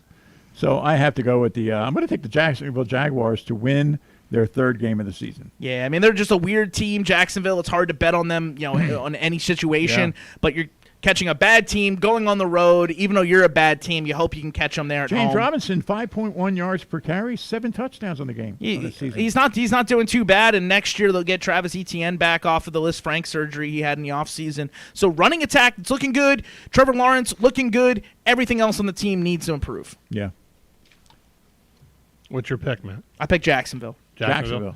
Al has the Falcons. I'm going to go Jacksonville as well. All right, we talked him into it there. Did you hear that? You did. You made a good case. The Carolina Panthers are at the Miami Dolphins. The Dolphins knocked off the Jets, which is no big deal. But Carolina lost to the Washington football team with Cam Newton. I'm going to go with Tua, knocking the Carolina Panthers, knocking off the Carolina Panthers at home, and that's much to the chagrin of Eagles fans. They'll be 5-7. So I'm going to take Carolina here. I mean, I've seen the last couple of weeks, Cam Newton's actually playing really good football. He has been playing well. Last week against Washington, that was not his fault. I mean, 21 of 27, 189 yards, 2 touchdowns, took care of the football, added some rushing yards too. He looks not like old Cam, but looks like the version of Cam we saw at the beginning of the season with the New England Patriots last year before he got COVID.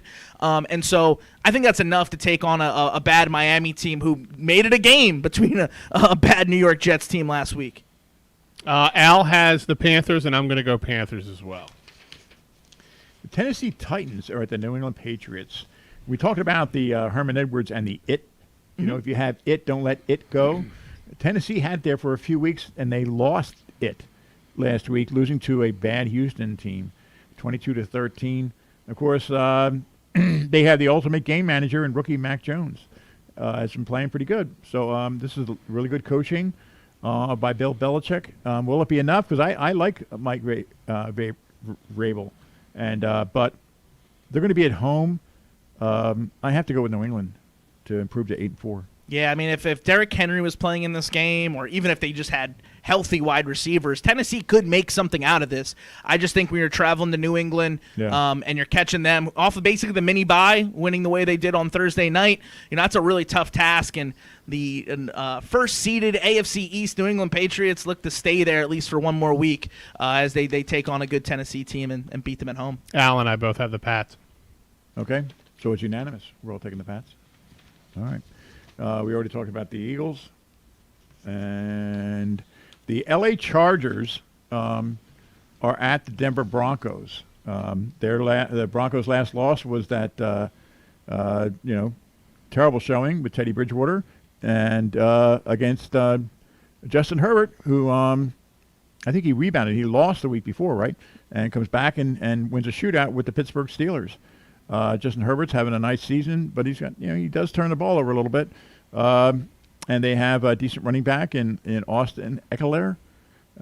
Melvin Gordon, of course, Eagles fans remember, another decent running back. But I'm going to let you guys go first. What do you think is going to happen with Denver at home? Do they rebound at all? Do they have a chance against the Chargers? I mean, they have a chance, divisional game at home. Like, there's always a chance that you have there. I think somebody, I can't remember who it is, but said, you lose a divisional game on the road, it's never an upset kind of a thing. Yeah. So, like, the Chargers could, lose this game, and you really wouldn't be too surprised. But judging off the way the Chargers offense is starting to come together and the lack of offense I see from the Denver Broncos, I would be surprised if they put up enough to beat the Chargers. I think defensively, Denver can limit some of the stuff that has worked for the Chargers on the offensive side of the ball. I just don't trust with Teddy Bridgewater and that rushing attack for them to be able to put up enough points to beat Los Angeles. Well, he made sure he was healthy enough to play in this game. Yeah. By not going near Darius Slay. That's a good idea, right? But yeah, I mean, it's a rough one there, man. Wow, he's going to have that hanging over his head. He's got a bye week. People are still talking about it. Well, he went out and did the right thing that Monday morning. Oh, he did, yeah. And said, look, I saw the film and it was stupid. I should have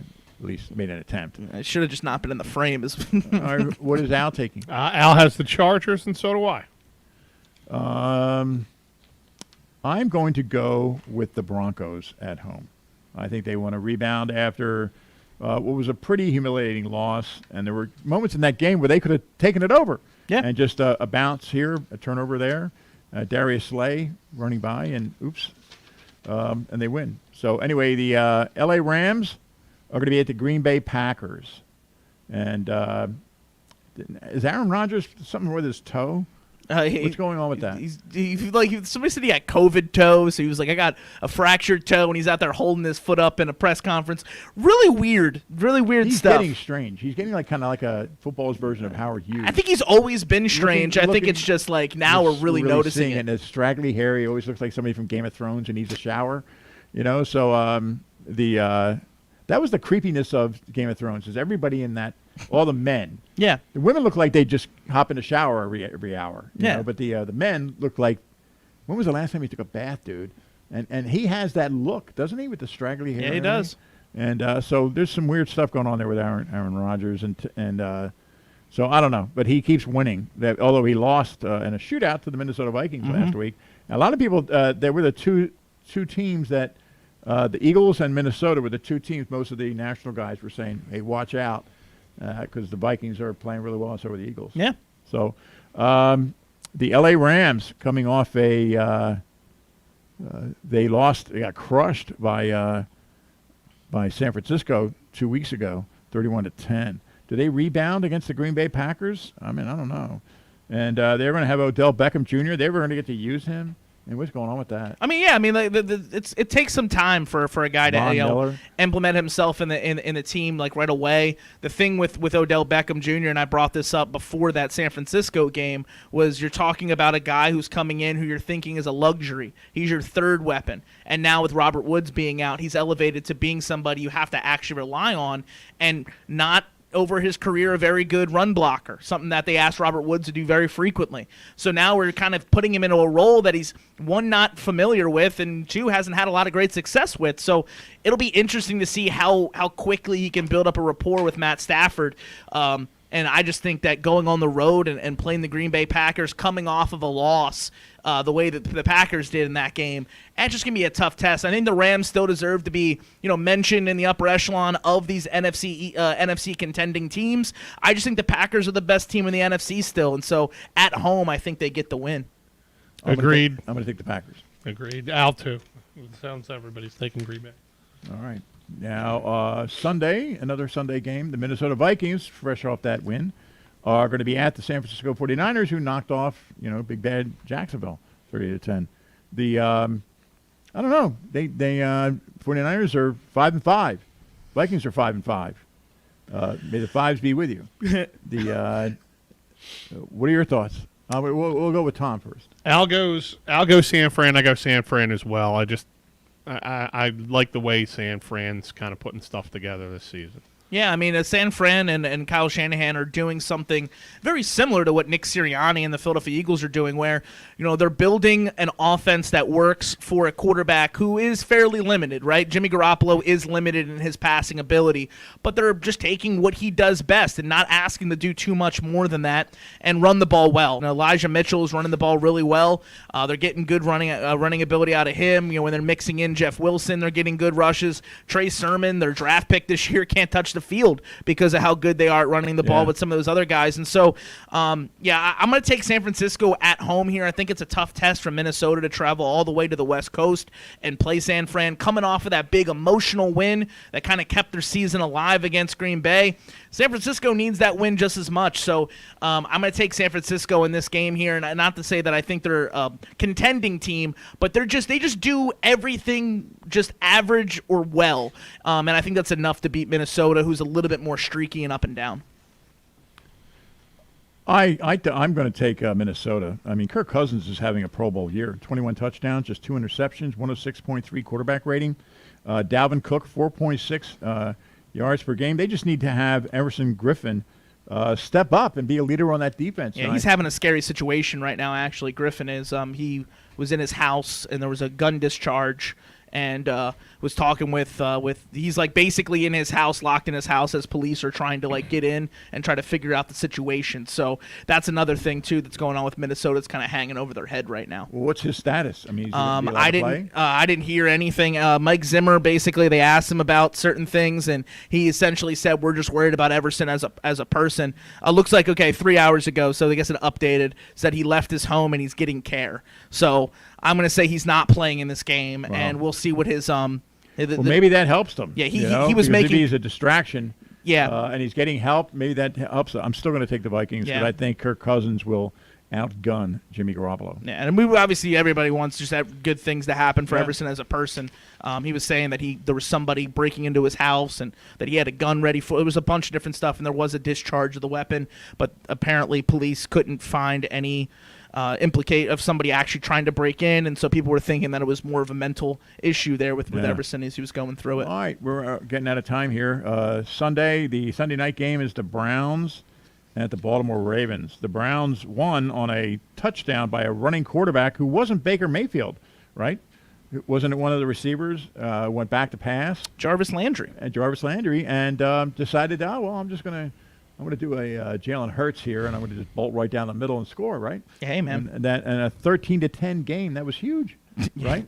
And they're going to be at the Ravens with Lamar Jackson, who is he's the Bugs Bunny of the Ravens. I mean, he leads them in everything. I'm going to go with the Ravens at home to improve to 8-3. I think the Ravens at home here too. Lamar Jackson obviously didn't play in that game, and I think there's a big reason why that game was even as close as it was. Yeah. Coming back off of that at home, and Cleveland right now is just struggling to find offense. I think it's a good week for Baltimore. Yeah, and Tyler Huntley, a lot of people ripping that, saying, how can Chicago not win that game? Mm-hmm. And because they had all these opportunities to win it, and they just didn't get it done. So, but anyway, I'm taking the Ravens at home. It looks like Al's taking the Browns. I'm taking the Ravens at home as well. All right. The Seattle Seahawks on Monday Night Football are at the Washington football team. And much to the chagrin of Eagles fans, I kind of like the Washington football team here. Russell Wilson hasn't, they lost to Arizona. He hasn't been himself since he came back. And the Washington football team has won 2 in a row. They're kind of flying high. They could be in for a letdown, but they like Heineke. And he throws a lot of interceptions, and that may help Seattle. But at home, Washington, I have to go with the Washington football team. In this game. It's a tough one here. I mean, I want to think that Russell's going to get right at some point in this season and kind of turn it around. You guys buds? Yeah, we're first name basis. Don't worry about us. But when you look at us, I think the biggest problem with this team, Russell Wilson, the offense are not clicking, but they just gave up 23 points and got laced by Colt McCoy in the Arizona offense without Kyler Murray. So their defense is prepped to get laced also by a kind of a backup subpar quarterback in Tyler Heineke. And so I'll take Washington at home here as well. Al has Seattle. I have Washington. There you go. Well, that's going to be it. And for tonight, I do want to thank Matt Santelari, Tom Kelly for subbing in. My pleasure. I do want to thank our sponsors, Nancy Kowalik, of course, and the folks over at Franklin Cardiovascular Associates for among our many sponsors here, Smart Carpet, here on Football Stories Facebook Live. And until next week, my name is Al Thompson, and we'll see you.